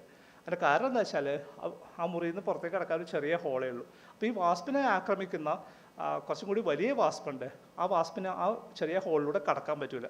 അതുകൊണ്ട് ഇവരെ സംബന്ധിച്ച് സേഫായിട്ടുള്ള സ്ഥലമാണ്. ധാരാളം നെസ്റ്റുകൾ അവരവിടെ ഉണ്ടാക്കിയിട്ടുണ്ട്. And he started observing. Interesting ആയിട്ടുള്ള ഒബ്സർവേഷനാണ്. ചെറിയ നെസ്റ്റുകൾ അധികം കാലം നിൽക്കില്ല, വലിയ നെസ്റ്റ് കുറച്ചും കൂടി സർവൈവ് ചെയ്യും. ഒരു നെസ്റ്റിലുള്ള ആളുകൾ അതിൽ നെസ്റ്റ് ഫോം ചെയ്ത് ആണുങ്ങൾ എത്രയും പെട്ടെന്ന് തന്നെ കൂട് വിട്ട് പോകുന്നു. And the females will stay on. And females തന്നെ 3 വ്യത്യസ്ത റീപ്രൊഡക്റ്റീവ് ഫേസിലുള്ള. ചിലരുടെ ഓവറീസ് കംപ്ലീറ്റ് ആയിട്ട് ഡിസിൻറ്റഗ്രേറ്റ് ആയിട്ട് പോയിട്ടുണ്ടാവും, വേറെ ചിലരുടെ ഓവറീസ് പാർഷ്യലി ഡിസിൻറ്റഗ്രേറ്റഡ് ആയിട്ടുണ്ടാവും, വേറെ ഉള്ളത് ഫുൾ ബ്ലോൺ ഓവറീസ് ഉണ്ടാവും. അപ്പോൾ റീപ്രൊഡക്ഷനിൽ ഡിഫറെൻറ്റ് അലോക്കേഷൻസ് സംഭവിക്കുന്നുണ്ട്. And this is something which he started observing and studying. അത് രസമുള്ളൊരു ഒബ്സർവേഷൻ എന്താ വെച്ച് കഴിഞ്ഞാൽ, ദിവസം ഈ വീടിന് പുറത്ത് ഒരു കോർണറിൽ ദിവസം ലാർജ് നെസ്റ്റ്. ആ നെസ്റ്റിനകത്ത് ധാരാളം ഒബ്സർവ് ചെയ്യാറുണ്ട്. അത് വേണമെങ്കിൽ ഇതിൻ്റെ പ്രഡേറ്റർ ആയിട്ടുള്ള വാസ്പിനെ കണ്ടുപിടിക്കാവുന്നതായിരുന്നു. പക്ഷെ അതുവരെ കണ്ടുപിടിച്ചിട്ടില്ല. അതുകൊണ്ട് അവർ സേഫായിട്ട് ജീവിക്കുകയായിരുന്നു. അവരുടെ എണ്ണം വർദ്ധിച്ചു വരികയായിരുന്നു. And one fine day the predator identified the nest. Predators വരുന്നു, ഗംഭീരമായിട്ടൊരു ഫീഡ് ചെയ്യണം. എണ്ണം ഭയങ്കരമായിട്ട് കുറഞ്ഞു. 40ഓളം വാസ്പുകളുണ്ടായിരുന്നു, പെട്ടെന്ന് 10 എണ്ണമായിട്ട് ചുരുങ്ങി. ആ 10 എണ്ണം ചുരുങ്ങിയതിന് ശേഷം ഗാഡ്ഗിൽ വാസ് കണ്ടിന്യൂസ്ലി ഒബ്സർവിങ്. അപ്പോൾ ഇവർ അവിടുത്തെ കൂട് മാറിപ്പോയി, എല്ലാവരും മാറിപ്പോയി, വേറെ സ്ഥലത്തേക്ക് പോയി. കാരണം അവരുടെ നെസ്റ്റ് ഐഡൻറ്റിഫൈ ചെയ്തു. പക്ഷെ പോകുന്നതിന് മുന്നേ അവർ ചെയ്തൊരു കാര്യമുണ്ട്, ആൻഡ് ദാറ്റ് ഈസ് സർപ്രൈസിങ്. അതിന് മുന്നേ അവർ കുറേ നേരം ശാന്തമായിട്ട് ആ കൂടിന് ചുറ്റും ഇരുന്നു. അതിനുശേഷം അവർ കൂട്ടിനകത്ത് കയറിയിട്ട് അവരുടെ കുട്ടികൾക്ക് വേണ്ടി വെച്ചിരുന്ന ഭക്ഷണവും കുട്ടികളെയും ഭക്ഷിച്ചു. എന്നിട്ടാണ് അവർ പോയത്. And they were trying to make sure they are well fed and with enough resources. വേറൊരു ഇൻട്രസ്റ്റിംഗ് ആയിട്ടുള്ള ഒബ്സർവേഷൻ എന്താ വെച്ച് കഴിഞ്ഞാൽ, വാസ്പ് അവിടെ മുട്ടയിടും. മുട്ട വിരുന്നതിന് മുന്നേ ഇവർ പോയിട്ട് ഈ കുഞ്ഞിന് അത് മുട്ട വിരിഞ്ഞ് വരുന്ന ലാർവയ്ക്ക് ഫീഡ് ചെയ്യാനുള്ള ഫുഡ് കൊണ്ടുവരും. ആ ഫുഡ് ലാർവയായിരിക്കും. മറ്റ് ഇൻസെക്ട്സിൻ്റെ ലാർവേനെ കൊണ്ടുവരുമ്പോൾ സമയത്ത് അവരൊരു ഇഞ്ചക്ഷൻ കൊടുക്കും. ആ ഇഞ്ചക്ഷൻ കിട്ടിക്കഴിഞ്ഞാൽ പിന്നെ അത് വളരില്ല, അത് ഫീഡ് ചെയ്യില്ല. പക്ഷെ അങ്ങനെ തന്നെ നിൽക്കും, അത് മരിക്കുകയില്ല, അങ്ങനെ തന്നെ നിൽക്കും. ഈ കുഞ്ഞ് വിരിഞ്ഞ് വന്നിട്ട് അതിനെ ഫീഡ് ചെയ്യാനായിട്ട് വരെ അത് ഫ്രഷായിട്ട് നിൽക്കും. അങ്ങനെയുള്ള ജീവികളെ കൊണ്ടുവന്ന് കൊടുക്കും. അതുപോലെ പുറത്ത് വെച്ചിട്ട് കൊണ്ടുവരാൻ പറ്റാത്ത ജീവികളാണെങ്കിൽ അവർ ഫ്ലൈറ്റ് മസിൽസൊക്കെ ഇവർ എടുത്ത് ച്യൂ ചെയ്തിട്ട് അത് കുഞ്ഞുങ്ങൾക്ക് കൊണ്ടുപോയി കൊടുക്കും. കുഞ്ഞുങ്ങൾ തിരിച്ച് പ്രൊഡ്യൂസ് ചെയ്യുന്ന ഒരു കോക്ടെയിൽ ഉണ്ട് with a lot of amino acids. ഇത് കുഞ്ഞുങ്ങൾ പ്രൊഡ്യൂസ് ചെയ്യുകയും അത് ഈ വാസ്പ് കുടിക്കുകയും ചെയ്യും. ഇത് ഭയങ്കരമായിട്ടുള്ളൊരു എനർജി ടോണിക്കായിട്ട് വർക്ക് ചെയ്യുന്ന സാധനമാണ്. അപ്പോൾ ഇവരെ സംബന്ധിച്ച് വളരെ ദൂരെ പറന്നു പോകാനും അവിടുന്ന് വലിയ ഭാരമുള്ള ലാർവേനൊക്കെ പിക്ക് ചെയ്ത് തിരിച്ചു കൊണ്ടുവരാനും അവർക്ക് എനർജി കൊടുക്കുന്നത് ഈ മെറ്റീരിയലാണ്. ഇത്രയും ഗാഡ്ഗിലിൻ്റെ ഒബ്സർവേഷനാണ്. അടുത്ത ലെവലിലേക്ക് അത് പോയത് എങ്ങനെയാണെന്ന് വെച്ച് കഴിഞ്ഞാൽ, there was A girl from Japan. ഒളിമ്പിക്സിൽ ഏകദേശം 2002 മുതൽ 2012 വരെ അവരുടെ റണ്ണിങ് റെക്കോർഡ് ബ്രേക്ക് ചെയ്യപ്പെട്ടിട്ടില്ല. ഏകദേശം 10 വർഷക്കാലം ഒളിമ്പിക് റെക്കോർഡ് മെയിൻറ്റെയിൻ ചെയ്ത ആ സ്ത്രീ ഉപയോഗിച്ചത് ഈ അമിനോ ആസിഡ് കോംപ്ലക്സ് ആയിരുന്നു, which was discovered by observations by Gadgil. ഇതാണ് ബയോമിമിക്രി എന്ന് പറയുന്ന ഒരു പ്രകൃതിയിൽ കാണുന്നൊരു കാര്യത്തെ നമ്മൾ പഠിക്കുകയും അത് നമുക്ക് ഉപയോഗിക്കാവുന്ന രീതിയിലേക്ക് അതിനെ ട്രാൻസ്ഫർ ചെയ്യുന്ന ബയോമിമെറ്റിക്സിൻ്റെ ഏറ്റവും ഗംഭീരമായിട്ടുള്ളൊരു എക്സാമ്പിളായിരുന്നു. ഈ പഠനം നടക്കുന്ന സമയത്ത് അതിൻ്റെ ഏറ്റവും ആദ്യം കാണുന്നൊരു പേരുണ്ട്, രാഘവേന്ദ്ര ഗഡക്കർ. രാഘവേന്ദ്ര ഗഡക്കർ ഇതേപോലെ അദ്ദേഹം മാസ്റ്റേഴ്സ് എടുത്തത് മൈക്രോബയോളജിയിലാണ്. അതിനുശേഷം ഗാഡ്ഗിലിപ്പം വന്നിട്ടാണ് റോപ്പാലിഡയിൽ വർക്ക് ചെയ്യാൻ തുടങ്ങുന്നത്. ഇന്നിപ്പോൾ രാഘവേന്ദ്ര ഗഡക്കർ റിട്ടയർ ചെയ്തു. അദ്ദേഹത്തിൻ്റെ ജീവിതം മുഴുവൻ വാസ്പിലാണ് പിന്നെ വർക്ക് ചെയ്തത്. And he was the person who guided our colleague doctor Jithu അദ്ദേഹത്തിൻ്റെ ഇപ്പോൾ വർക്ക് ചെയ്യുന്നത്. And he is now known as a entomologist. അദ്ദേഹം മൈക്രോബയോളജിയിലാണ് മാസ്റ്റേഴ്സ് എന്ന് പറഞ്ഞാൽ ഇന്നാരും വിശ്വസിക്കുന്നു പോലും തോന്നില്ല. കാരണം Gadgil is such a towering figure in behavioural entomology. മറ്റൊന്ന് R&Q സെലക്ഷനാണ്. This is a very interesting concept in biology where you may have two different ends. One is R-selected species and the other is a K-selected species. R-selected species എന്ന് പറഞ്ഞാൽ അതിൻ്റെ size ഭയങ്കര കുറവായിരിക്കും, അവർ ധാരാളം ഓസ്പിങ്സിനെ produce ചെയ്യും, parent care ഭയങ്കര കുറവായിരിക്കും. അതേസമയം K-selected സ്പീഷീസിലേക്ക് വന്നാൽ അവരുടെ സൈസ് കൂടുതലായിരിക്കും, ലൈഫ് സ്പാൻ കൂടുതലായിരിക്കും, ഓസ്പിങ്സ് വളരെ കുറച്ചേ ഉണ്ടാവുള്ളൂ, പക്ഷേ അവരെ ശ്രദ്ധയോടെ കൂടി നോക്കും. അത് ലളിതമായിട്ടൊരു എക്സാമ്പിൾ പറഞ്ഞാൽ കൊതുക് എന്ന് പറയുന്നൊരു ജീവി R-selected സ്പീഷീസാണ്. സൈസ് കുറവാണ്, ധാരാളം മുട്ടയിടും, കുഞ്ഞുങ്ങളെ നോക്കിയില്ല, വെള്ളത്തിൽ മുട്ടയിടും, പിന്നെ കൊതുക് പറന്നു പോകും. അവർ ജീവിച്ചാൽ ജീവിച്ചു, അത്രയേ ഉള്ളൂ. ലൈഫ് സ്പാൻ വളരെ കുറവാണ്. ഇങ്ങനത്തെ മനുഷ്യൻ എന്ന് പറയുന്ന സ്പീഷീസ് കുറേ നാൾ ജീവിക്കും, സൈസ് കൂടുതലാണ്, കുഞ്ഞുങ്ങളുടെ എണ്ണം വളരെ കുറവാണ്, പക്ഷെ അവരെ നോക്കും. ഈ അടുത്തയിടെ ഞാൻ കോളേജ് കുട്ടികളോട് സംസാരിക്കുമ്പോൾ പാരൻ്റ് കെയറിനെ കുറിച്ച് ക്ലാസ് എടുക്കുമ്പോൾ അവരോട് ചോദിച്ചു, നമ്മുടെ മാതാപിതാക്കളൊക്കെ നമ്മളെ എത്ര നാൾ വരെ നോക്കും, പാരൻ്റ് കെയർ എത്ര നാൾ നീണ്ടു നിൽക്കും എന്ന് ചോദിച്ചു. അപ്പോൾ ഒരു കുട്ടി പറഞ്ഞു മരിക്കുന്നവരെ. ചോദിച്ചാൽ ആര് മരിക്കുന്നു? അല്ല, അവർ മരിക്കുന്നവരെ എന്ന് പറഞ്ഞു. So we have the longest parental care. അപ്പം അതിനെക്കുറിച്ചിട്ട് ഇതിൻ്റെ പാർട്ടീഷനിങ് പ്രോസസ്സ്.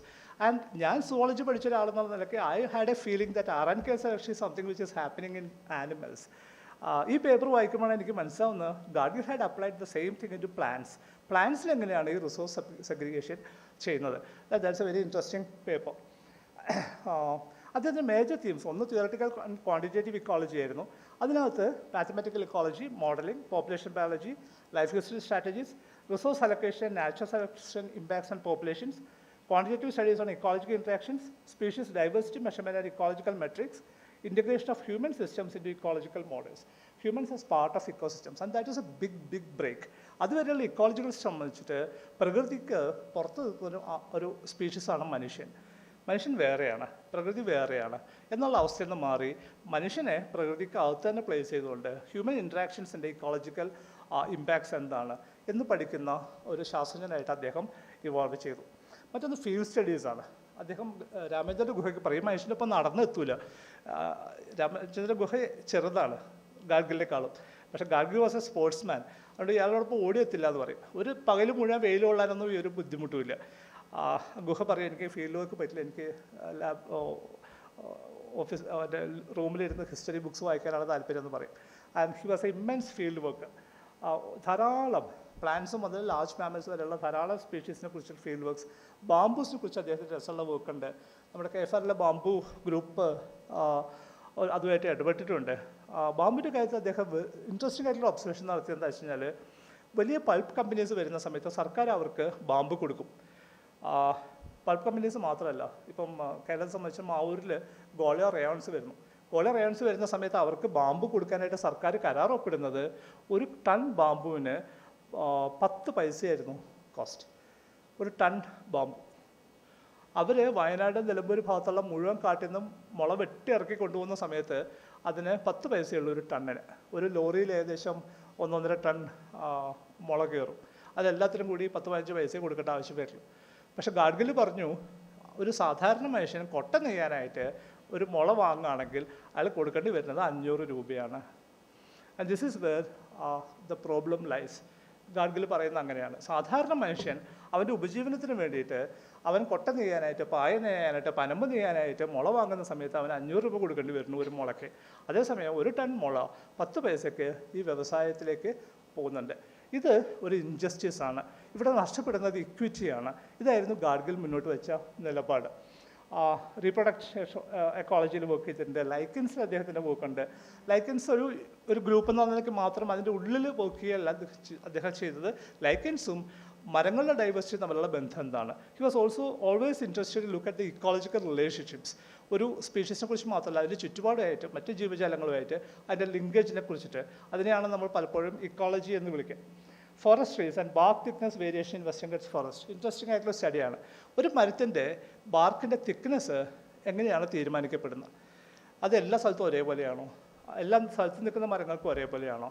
ഫോറസ്റ്റിൻ്റെ കോറിൽ ഏറ്റവും ഉള്ളിൽ നിൽക്കുന്ന മരങ്ങളുടെ ബാർക്ക് തിക്നെസ് തന്നെയാണോ ഫ്രിഞ്ചിൽ നിൽക്കുന്ന മരങ്ങൾക്കുണ്ടാവുക? അത് നിൽക്കുന്ന സ്ഥലങ്ങൾ, അത് ഫേസ് ചെയ്യുന്ന പ്രഷേഴ്സുമായിട്ട് എങ്ങനെയാണ് വ്യത്യാസം ഉണ്ടാവുക? ഒരു മരം വളർന്നു പോകുന്ന സമയത്ത് എല്ലാ സമയത്തും ബാർക്ക് തിക്നെസ് സെയിം ആയിരിക്കുമോ? ഇങ്ങനെയുള്ള ചോദ്യങ്ങളാണ് അദ്ദേഹം ചോദിച്ചത്. And he came out very interesting answers. മരങ്ങൾ റെസിൻ പ്രൊഡ്യൂസ് ചെയ്യുന്നത്, ഗംസ് പ്രൊഡ്യൂസ് ചെയ്യുന്നത് എപ്പോഴാണ്? And the thickness, he told that thickness increases as the girth increases. Interesting ആയിട്ടുള്ള ഒബ്സർവേഷൻസ് ഉണ്ടായിരുന്നു. വാസ്പിനെ കുറിച്ചിട്ട് ഇക്കോളജി ബിഹേവിയർ സ്റ്റഡീസ് ഞാൻ പറഞ്ഞിരുന്നു. Butterflies, monitoring in habitat mapping networks, fish water mollusc, mosses, liver birds.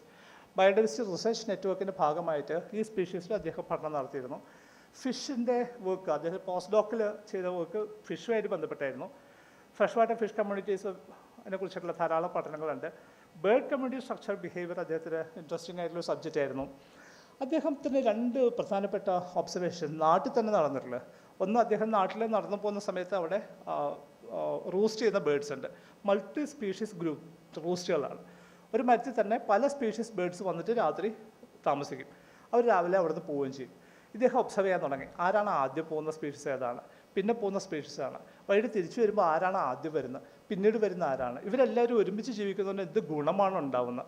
അപ്പോൾ നോക്കുമ്പോൾ മനസ്സിലാവുന്നത് വെച്ചാൽ ഇവർക്ക് അങ്ങോട്ടും ഇങ്ങോട്ടും ഒത്തിരി ഹെൽപ്പ് കിട്ടുന്നുണ്ട്. ചിലർ രാത്രി മുഴുവൻ ഉറക്കളച്ചിരുന്നിട്ട് ഏതെങ്കിലും പ്രൊഡക്റ്റ് വരുന്നുണ്ടോ എന്ന് വാച്ച് ചെയ്യുന്ന സ്പീഷീസുകളുണ്ട്. അത് മറ്റെല്ലാവർക്കും യൂസ്ഫുള്ളാണ്.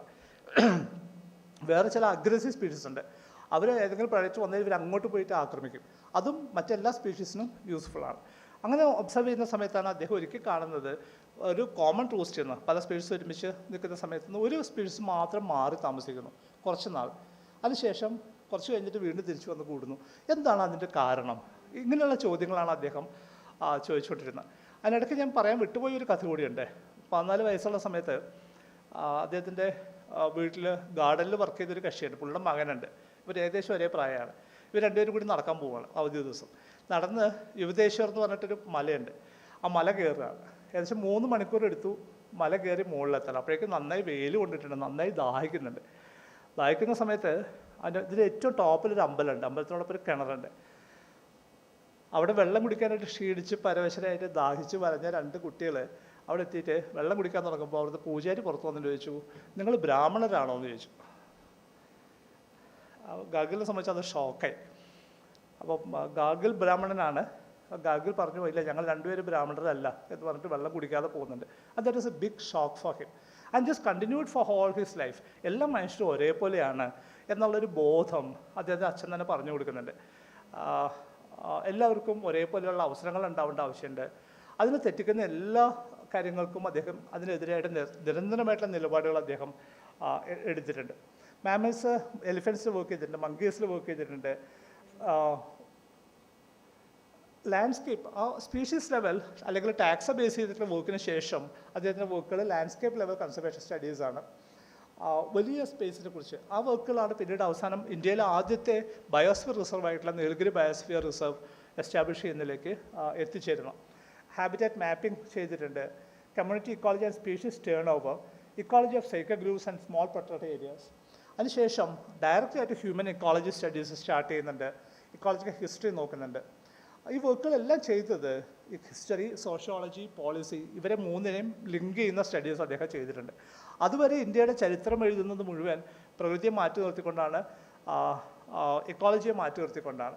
ഗാർഗിലാണ് ആദ്യമായിട്ട് ഇന്ത്യയുടെ ചരിത്ര പഠന രീതികൾക്കകത്തേക്ക് പ്രകൃതി ഒരു പ്രധാനപ്പെട്ട എലിമെൻ്റായിട്ട് ഫിക്സ് ചെയ്യുന്നത്. അദ്ദേഹത്തിൻ്റെ ആദ്യത്തെ വർക്ക് ദ ഫിഷേർഡ് ലാൻഡ്, അത് അതിൻ്റെ സബ് ടൈറ്റിൽ ഇങ്ങനെയാണ്, the ecological history of India എന്നാണ്.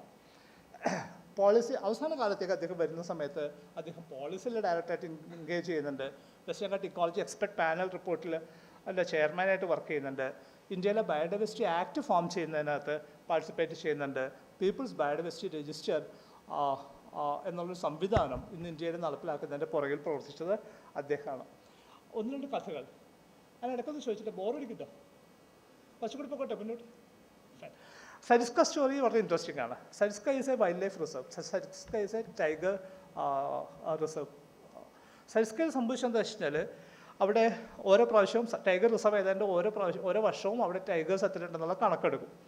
അപ്പോൾ ഫോറസ്റ്റ് ഡിപ്പാർട്ട്മെൻറ്റ് കണക്ക് നോക്കിക്കഴിഞ്ഞാൽ അതിൽ 20, ചിലപ്പോൾ 21, ചിലപ്പോൾ വീണ്ടും 20, ചിലപ്പോൾ 22, 23 എന്നുള്ള കണക്ക് ഇങ്ങനെ വരുന്നുണ്ട്. പക്ഷേ സരിസ്ക ഒരു ടൂറിസ്റ്റ് പ്ലേസ് ആണ്. അവിടെ പോകുന്ന ആളുകളായാലും പക്ഷേ കടുവയെ കാണുന്നില്ല. പതുക്കെ ഇങ്ങനെയുള്ള വിവരങ്ങൾ ആളുകൾ പറയാൻ തുടങ്ങി, പത്രത്തിൽ വാർത്ത വരാൻ തുടങ്ങി. എന്തുകൊണ്ടാണ് സരിസ്ക പോകുമ്പോൾ കടുവയെ കാണാത്തത്? Ministry of environment and forestry വിവരം അറിഞ്ഞ സമയത്ത് അങ്ങോട്ടേക്ക് ഒരു എക്സ്പെർട്ട് ടീമിനെ അയച്ചു. അവർ സരിസ്കയിൽ പോയിട്ട് പഠനം നടത്തിയപ്പോൾ മനസ്സിലായി സരിസ്കയിൽ ഒരൊറ്റ കടുവ പോലും ഇല്ല. കടുവകളെ മുഴുവൻ വേട്ട ആടി കൊന്നു കഴിഞ്ഞു. പക്ഷെ കൊന്നത് അപ്പോഴല്ല, കൊന്നത് കുറേ വർഷം മുന്നേ തന്നെ ഇല്ലാതായിട്ടുണ്ട്. അപ്പോൾ ഗാർഗിൽ ചോദിക്കുന്നൊരു ചോദ്യമുണ്ട്, അങ്ങനെ ഒറ്റ കടുവ പോലും ഇല്ലാത്ത സമയത്ത് എങ്ങനെയാണ് ഫോറസ്റ്റ് ഡിപ്പാർട്ട്മെൻറ്റിൻ്റെ കണക്കുകളിൽ ഈ 20, 22, 21 കണക്ക് എങ്ങനെയാണ് വരുന്നത് എന്ന് അദ്ദേഹം ചോദിക്കുന്നുണ്ട്. അതിന് അദ്ദേഹം ഉത്തരം പറയുന്നുണ്ട്, വനം വകുപ്പിന് ഒരിക്കലും സർക്കാരിനെ ബുദ്ധിമുട്ടാക്കുന്ന ഒരു കണക്കും പറയാൻ പറ്റൂല. അതുകൊണ്ട് ഇവരെഴുതുന്നതെല്ലാം നുണയാണ്, സത്യം അതിനപ്പുറത്താണ്. ഇതാണ് സരിസ്ക എന്നുള്ള സ്റ്റോറി. ഈ കഥകളെല്ലാം എങ്ങനെയാണ് വളരെ കൃത്യമായി ഇഴചേർത്തുകൊണ്ട് വെസ്റ്റേൺ ഘാട്ട് ഇക്കോളജി പാനൽ റിപ്പോർട്ടിലേക്ക് വരുന്നത് നമുക്ക് കാണാൻ പറ്റും. രണ്ടാമത്തെ കഥ വരുന്നത് ഭരത്പൂരിൽ നിന്നാണ്. ഭരത്പൂർ ഒരു ബേർഡ് സാഞ്ചുറിയാണ്. സലീം അലി ധാരാളമായിട്ട് അവിടെ വർക്ക് ചെയ്തിട്ടുണ്ട്. അന്ന് സലീം അലി അവിടെ വർക്ക് ചെയ്യുന്ന സമയത്ത് ഗാഡ്ഗിൽ ഒപ്പം ഉണ്ടായിട്ടുണ്ട്. അപ്പോൾ അവിടെ ധാരാളമായിട്ട് ചുറ്റുമുള്ള കർഷകർ മുഴുവൻ അവരെല്ലാവരും കാലും മേയ്ക്കുന്നവരാണ്. എരുമകൾ കൂട്ടമായിട്ട് ഭരത്പൂരിലേക്ക് വരും, മേഞ്ഞ് പുല്ല് കഴിക്കും, വൈകുന്നേരം ആകുമ്പോൾ തിരിച്ചു പോവുകയും ചെയ്യും. അപ്പോൾ അവിടെ പക്ഷികളെ നിരീക്ഷിക്കുന്ന സമയത്ത് സലീം അലി ഇങ്ങനെ പറയും, ഈ എരുമകളെ കൊണ്ട് വലിയ ശല്യമാണ്, ഇതിങ്ങനെ പറയാറുണ്ട്. അത് പക്ഷേ കാര്യമായി മാറി. അന്ന് ഇന്ദിരാഗാന്ധിയാണ് പ്രൈം മിനിസ്റ്റർ. സലീം അലി അത് ബേർഡ് സാഞ്ചുറി ആയിട്ട് പ്രഖ്യാപിക്കണമെന്ന് പറഞ്ഞു. ബേർഡ് സാഞ്ചുറി ആയിട്ട് പ്രഖ്യാപിച്ചു. അതിനോടൊപ്പം എടുത്ത ഒരു തീരുമാനം, അവിടെ കന്നുകാലി മേയ്ക്കൽ നിരോധിച്ചു, പ്രൊഹിബിറ്റ് ചെയ്തു. പ്രൊഹിബിറ്റ് ചെയ്തതോടുകൂടി ചുറ്റുമുള്ള ആളുകൾ ആകെ പെട്ടു. കാരണം അവരെ സംബന്ധിച്ചിട്ട് ഇവർക്ക് വേറെ എവിടെ ഭക്ഷണം കണ്ടെത്താനായിട്ട് പറ്റില്ല. അത് വലിയ സമരമായി, പ്രക്ഷോഭമായി, കർഷകർ സമരം ചെയ്തു. സമരത്തെ അടിച്ചമർത്തതിൻ്റെ ഭാഗമായി വെടിവെപ്പുണ്ടായി. 7 പേര് വെടിയേറ്റ് മരിച്ചു. 7 പേര് വെടിയേറ്റ് മരിച്ചിട്ടും ആ നിയമം മാറ്റിയില്ല. അതങ്ങനെ തന്നെ നിന്നു. ഇന്ദിരാഗാന്ധി വളരെ കടുപിടുത്തത്തിലായിരുന്നു. കാരണം അവർക്ക് സലീം അലിനെ ഭയങ്കര വിശ്വാസമാണ്. സലീം അലി പറഞ്ഞത് വളരെ കറക്റ്റാണ്. അങ്ങനെ അതുകൊണ്ട് ആ പരിധി സംരക്ഷിക്കേണ്ട ആവശ്യമുണ്ട്. അതുകൊണ്ട് നിയമം മാറ്റാൻ പറ്റില്ല എന്ന് പറഞ്ഞു. നിയമം അങ്ങനെ തന്നെ നിന്നു. കർഷകർ വലിയ പ്രതിസന്ധിയിലായി. അവർ പല വഴിക്കും മറ്റു പല ആവശ്യങ്ങൾക്കൊക്കെ തിരിയേണ്ടി വന്നു. പക്ഷെ സംഭവിച്ചത് എന്താ വെച്ചാൽ, അപ്പോൾ ഭരത്പൂരിൻ്റെ ഏറ്റവും വലിയ പ്രത്യേകത, സീസണായി കഴിഞ്ഞാൽ, വിൻ്ററായി കഴിഞ്ഞാൽ ധാരാളം പക്ഷികൾ വരും. സൈബീരിയ എന്നൊക്കെ ധാരാളം പക്ഷികൾ മൈഗ്രേറ്റ് ചെയ്തിട്ട് വരുന്ന സ്ഥലമാണ്. ആ സീസൺ അവരവിടെ സ്പെൻഡ് ചെയ്തിട്ട് തിരിച്ചു പോവുകയും ചെയ്യും. അതായിരുന്നു ഭരത്പൂരിൻ്റെ ഏറ്റവും പ്രധാനപ്പെട്ട കാഴ്ച. കുറച്ച് വർഷം കഴിഞ്ഞപ്പോൾ എന്ത് പറ്റിയെന്ന് വെച്ചാൽ, കുറച്ചധികമൊന്നും വർഷമായില്ല, 1-2 വർഷം കഴിഞ്ഞപ്പോഴേക്കും സംഭവിച്ചത് വെച്ചാൽ, ഭരത്പൂരിലേക്ക് സൈബീരിയ എന്നൊരു ഒറ്റ പക്ഷികൾ പോലും വരാതായി. അതെന്തുകൊണ്ടാണ് വരാതായതെന്ന് അന്വേഷിച്ചപ്പോഴാണ് മനസ്സിലായത്, ഈ പോത്തുകളും എരുമകളും പുല്ല് തിന്നുകൊണ്ടാണ് ആ പുല്ലിനും പൊക്കം വയ്ക്കാതിരുന്നത്. അത് ചെറിയ പുല്ലുകളായിട്ട് മെയിൻറ്റെയിൻ ചെയ്തത് ഇവരായിരുന്നു. അവർ വന്ന് ഭക്ഷണം കഴിക്കാതായതോടുകൂടി ആ പുല്ല് വലിയ തോതിൽ വളരാൻ തുടങ്ങി. അങ്ങനെ വളരാൻ തുടങ്ങിയ സമയത്ത് പക്ഷികൾക്ക് അവിടെ വന്നു കഴിഞ്ഞാൽ അവർ സേഫ് അല്ലാതായി മാറി. പുല്ല് താഴ്ന്നുകൊണ്ട് അവർക്ക് ഇരിക്കുന്ന സമയത്ത് ചുറ്റും കാണാം. അങ്ങനെ കാഴ്ചയില്ലാത്ത സ്ഥലം കൊണ്ട് അവർ ഭരത്പൂരിനെ പൂർണ്ണമായിട്ടും ഉപേക്ഷിച്ചു. സലീം അലി ഗംഭീരനായിട്ടുള്ള മനുഷ്യനാണ്, ഗംഭീരനായിട്ടുള്ള സയൻറ്റിസ്റ്റാണ്, ഇന്ത്യയിൽ ഓർണിത്തോളജിക്ക് അടിത്തറയിട്ട മനുഷ്യനാണ്. പക്ഷെ അദ്ദേഹത്തിന് തെറ്റുപറ്റാം എന്ന് ഗാഡ്ഗിൽ പറയുന്നുണ്ട്. അപ്പോൾ അതുകൊണ്ട് നിങ്ങൾ പ്രാദേശിക ജനതയെ പഠിച്ചിട്ടില്ലെങ്കിൽ, അവർ ചെയ്യുന്ന കാര്യങ്ങളുടെ എക്കോളജിക്കൽ റോൾ കൃത്യമായിട്ട് മനസ്സിലായിട്ടില്ലെങ്കിൽ നിങ്ങൾ ഇതുപോലെയുള്ള വലിയ അബദ്ധങ്ങൾ കാണിക്കും എന്നും ഗാഡ്ഗിൽ നമുക്ക് മുന്നറിയിപ്പ് തരുന്നുണ്ട്. മറ്റൊന്ന് ഞാൻ നേരത്തെ പറഞ്ഞു, ഇന്ത്യ മൊത്തത്തിൽ തന്നെ ബയോഡൈവേഴ്സിറ്റി ആക്ട് വരുന്നു. ആ ആക്ട് പ്രകാരം ഏതൊരു പ്രദേശത്തുമുള്ള ജൈവ വൈവിധ്യത്തിൻ്റെ ഉടമ എന്നത് ലോക്കൽ പഞ്ചായത്താണ് എന്ന നിയമം വരുന്നു. ആ പഞ്ചായത്തിനകത്തുള്ള ജൈവ വൈവിധ്യം രേഖപ്പെടുത്താനായിട്ടുള്ള രജിസ്റ്ററാണ് പീപ്പിൾ ബയോഡൈവേഴ്സിറ്റി രജിസ്റ്റർ. ഇന്ന് കേരളത്തിലെ എല്ലാ പഞ്ചായത്തുകളിലും പീപ്പിൾസ് ബയോഡൈവേഴ്സിറ്റി രജിസ്റ്റർ വന്നു കഴിഞ്ഞു. ഇവിടെ പാണഞ്ചേരി പഞ്ചായത്തിലും അത് തയ്യാറാക്കുന്നുണ്ട്. സന്ദർഭവശാൽ പാണഞ്ചേരി പഞ്ചായത്തിലെ ബയോഡൈവേഴ്സിറ്റി മോണിറ്ററിംഗ് കമ്മിറ്റിയുടെ കൺവീനർ ഞാനാണ്. അപ്പം എൻ്റെ ഉത്തരവാദിത്തമാണ് ഇത് തയ്യാറാക്കുക എന്നുള്ളത്. So that process is on. ഇത് അദ്ദേഹത്തിൻ്റെ പേരിൽ കേരളത്തിൽ നിന്ന് കണ്ടെത്തിയ, നെല്ലിയാമ്പതിയിൽ നിന്ന് കണ്ടെത്തിയ ഒരു സസ്യമാണ് എലിയോകാർപ്പസ് ഗാഡ്ഗിൽ എന്നാണ് അതിന് പേരിട്ട്. ഗാഡ്ഗിലിനെ കേരളം ഓർക്കുന്നതിൻ്റെ ഭാഗമായിട്ട്. നിങ്ങൾക്ക് ഗാഡ്ഗിലിനെ കുറിച്ച് കൂടുതൽ അറിയണമെങ്കിൽ വായിക്കാവുന്ന പുസ്തകങ്ങൾ ഇതൊക്കെയാണ്. ഒന്ന്, രാമചന്ദ്ര ഗുഹയായിട്ട് ചേർന്നിട്ട് എഴുതിയിട്ടുള്ള the fissured land, this fissured land and ecological history of India. രണ്ടാമത്തേത് nurturing biodiversity and Indian agenda, environment and development സീരീസിൽ. ഇതാണ് പിന്നീട് ബയോഡൈവേഴ്സിറ്റി ആക്റ്റായിട്ട് ഡെവലപ്പ് ചെയ്യുന്നതിന് സഹായകമായിട്ടുള്ള വിവരങ്ങൾ. മൂന്നാമത്തെ ഇക്കോളജി ആൻഡ് ഇക്വിറ്റി എന്നുള്ള രാമചന്ദ്ര ഗുഹയോടൊപ്പം ചേർന്ന് എഴുതിയിട്ടുള്ള പുസ്തകം. മറ്റൊന്ന് the walk up the hill, living with people and nature, അദ്ദേഹത്തിൻ്റെ ഓട്ടോബയോഗ്രഫി. മറ്റൊന്ന് diversity, the corner stone of life എന്ന് പറയുന്ന മാധവ് ഗാഡ്ഗിലിൻ്റെ പുസ്തകം. മറ്റൊന്ന് ഇക്കോളജിക്കൽ ജേർണീസ്. ഇനി ഇതെല്ലാം ഇംഗ്ലീഷ് പുസ്തകങ്ങളാണ്. If you want to read Malayalam book, this is the one. Paschimaghattam, ഒരു പ്രണയകഥ. ഇത് വിനോദ് പയ്യേഡ എന്ന് പറയുന്ന ആൾ മലയാളത്തിലേക്ക് തർജ്ജമ ചെയ്ത പുസ്തകമാണ്. Very interesting reading. We come to the Western Ghat ecology panel report. ഈ റിപ്പോർട്ടിൻ്റെ പേരിലാണ് അദ്ദേഹം വലിയ തോതിൽ വിമർശിക്കപ്പെട്ടത് കേരളത്തിലും മറ്റു പല സംസ്ഥാനങ്ങളിലും. ഈ റിപ്പോർട്ടിൻ്റെ കമ്മിറ്റി ഇങ്ങനെയായിരുന്നു. മാധവ് ഗാഡ്ഗിൽ ചെയർമാനായിരുന്നു, BJ കൃഷ്ണൻ ഉണ്ടായിരുന്നു, ഗണേശയ്യ ഉണ്ടായിരുന്നു, ഡോക്ടർ VS വിജയൻ ഉണ്ടായിരുന്നു, റെനെ ബോഗസ് IAS നിന്ന് ഉണ്ടായിരുന്നു, professor Sukumar again from IAS, Ligia Noronha, Vijay S Nayak, doctor Subrahmanyam. ഇത്രയും പേരായിരുന്നു members.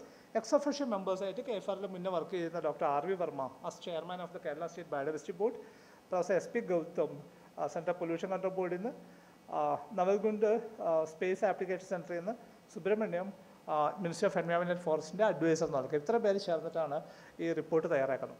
And what did the report do? Report ചെയ്തത് പശ്ചിമഘട്ടത്തെക്കുറിച്ച് പഠിക്കുകയും അന്ന് മിനിസ്റ്റർ ഓഫ് എൻവയോൺമെൻറ്റ് ജയറാം രമേശാണ്. അദ്ദേഹമാണ് ഈ കമ്മിറ്റിയെ നിയോഗിക്കുന്നത് പശ്ചിമഘട്ടത്തെ സംരക്ഷിക്കാനായിട്ട് എന്താണ് ചെയ്യേണ്ടത്.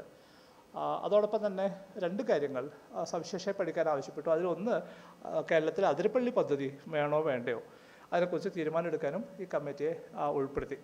ഞാനത് പറയാൻ കാരണം ഞാൻ ഗാഡ്ഗിലിനെ ആദ്യമായി കാണുന്നത് ആ പ്രോസസ്സിനകത്താണ്, അതിരപ്പള്ളി വിസിറ്റ് ചെയ്യാനായിട്ട് വരുന്ന സമയത്താണ്.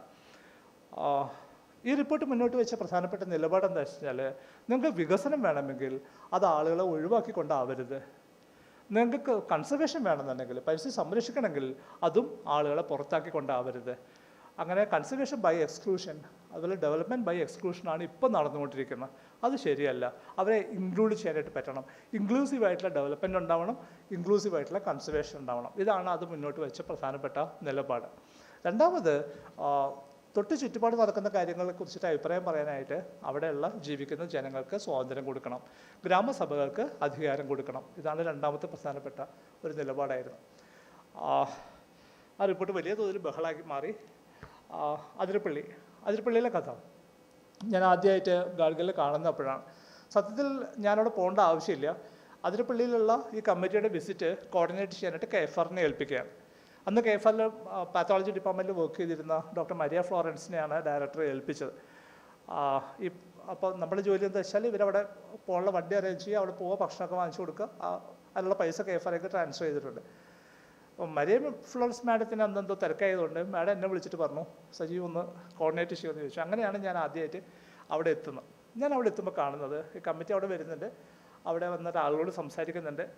ഒരു മുപ്പത്തിയായിട്ടുള്ള ഗീത, വാഴച്ചാൽ ഊരിൻ്റെ മുപ്പത്തിയാണ് ഗീതയോട് ഗാഡ്ഗിൽ സംസാരിക്കുകയാണ്. അപ്പോൾ കാണാനായിട്ട് ചെറിയ സൗകര്യത്തിൽ ഞാൻ റോഡ് സൈഡിൽ കുറച്ച് പൊങ്ങിയ സ്ഥലത്തിന് മുകളിൽ നിന്നിട്ട് ഞാൻ താഴേക്ക് നോക്കിയിട്ടാണ് കാണുന്നത്. ഇത് രണ്ടുപേരും സംസാരിച്ച് നിൽക്കുന്നുണ്ട്. ട്രാൻസ്ലേറ്റ് ചെയ്യാനായിട്ടൊരു ആളുണ്ട്. അപ്പോൾ ഗാഡ്ഗിൽ ചോദിക്കുന്നുണ്ട്, is forest rights act implemented here ചോദിക്കുന്നുണ്ട്. അപ്പോൾ തർജ്ജമ ചെയ്യുന്ന ആളെ ഗീതയോട് ചോദിക്കുന്നുണ്ട്, അല്ല ഈ വനാവകാശ നിയമം ഇവിടെ നടപ്പിലാക്കിയല്ലോ അല്ലേ? അപ്പോൾ ഗീത ചോദിക്കുന്നുണ്ട്, അതെന്താ സാറേ? അപ്പോൾ ഇയാൾ തിരിച്ച് ഗാഡ്ഗിലോട് പറഞ്ഞു, she says that she doesn't know. ആ പറയുന്ന മൊമെൻറ്റിൽ ഗാഡ്ഗിലിൻ്റെ മുഖം മാറുന്ന ഞാൻ കണ്ടു. അപ്പോൾ തീരുമാനം എടുത്തിരുന്നു, അതിരപ്പള്ളി പദ്ധതി പറ്റൂല എന്നുള്ള തീരുമാനം എടുക്കുന്നത് ഗീതയുടെ ആ മറുപടി ഗാഡ്ഗിൽ കേൾക്കുന്ന മൊമെൻറ്റിലാണ്. കാരണം അവിടെ ജീവിക്കുന്ന മനുഷ്യർക്ക് അവകാശമുള്ള ഭൂമിയാണത്. അതിരപ്പള്ളി വാഴച്ചാൽ മേഖലയുടെ കഥ പറഞ്ഞാൽ അവിടെ ജീവിക്കുന്ന ആദിവാസികൾ പലവട്ടം മാറി താമസിച്ചു. ഓരോ ഡാം വരുമ്പോഴും ഇവർ മാറി താമസിക്കേണ്ടി വരും. അങ്ങനെ മാറി പുതിയ സ്ഥലത്തേക്ക് പോയിക്കൊണ്ടിരിക്കുന്ന ആളുകളാണ്. ഈ പദ്ധതി വന്നാൽ ഇനിയും കുടിയൊഴിഞ്ഞ് പോകേണ്ടി വരും. പക്ഷെ അവിടെ കുടിയൊഴിഞ്ഞ് പോകുന്ന സമയത്തൊക്കെ അവരുടെ ജീവിതം നമ്മുടെ ജീവിതം പോലെ അത്ര പ്രധാനപ്പെട്ടതല്ല എന്ന് തോന്നുന്ന മനുഷ്യരെ സംബന്ധിച്ചിട്ട് തീരുമാനം എടുക്കുന്ന സമയത്ത് അവരെ കൂടി ഇൻക്ലൂഡ് ചെയ്യാറില്ല. അത് ഗാഡ്ഗിൽ നോട്ട് ചെയ്യുക, അതിരപ്പള്ളി പദ്ധതി വേണ്ട എന്ന് പറയുകയും ചെയ്തു. ധാരാളം മീറ്റിങ്ങുകൾ. ഒപ്പം സ്ക്രീനിലുള്ളത് ഡോക്ടർ വിജയനും അദ്ദേഹത്തിൻ്റെ ഭാര്യ ഡോക്ടർ ലളിത വിജയനുമാണ്. ധാരാളം മീറ്റിങ്ങുകൾ, സംവാദങ്ങൾ. അതിൽ സംഭവിച്ച ഒരു കാര്യം സംഭവിക്കുന്നത് ചാലക്കുടിയിൽ വെച്ചിട്ടാണ്. അതിരപ്പള്ളി ഫീൽഡ് വിസിറ്റ് പകൽ നടക്കുന്നു, വൈകുന്നേരം ആകുമ്പോൾ ചാലക്കുടി ഗസ്റ്റ് ഹൗസിൽ വരുന്നു. ഗസ്റ്റ് ഹൗസിൽ വെച്ചിട്ട് 2 പ്രസൻറ്റേഷൻസ് നടക്കുകയാണ്. ഒന്ന് KSEBയുടെ പ്രസൻറ്റേഷൻ, അതിരപ്പള്ളി പദ്ധതി വേണം എന്ന് പറയുന്നു. മറ്റൊന്ന് ചാലക്കുടി റിവർ പ്രൊട്ടക്ഷൻ സെൻറ്ററിൻ്റെ പ്രസൻറ്റേഷൻ, പദ്ധതി വേണ്ട. ഈ 2 പ്രസൻറ്റേഷൻ നടത്തണം. അത് കേൾക്കാനായിട്ട് കമ്മിറ്റി റെഡി ആയിരിക്കുകയാണ്. അങ്ങനെ ആദ്യം ചാലക്കുടി പുഴ സംരക്ഷണ സമിതിയുടെ പ്രസൻറ്റേഷൻ നടന്നു. അവർ PPT പ്രസൻറ്റ് ചെയ്തു.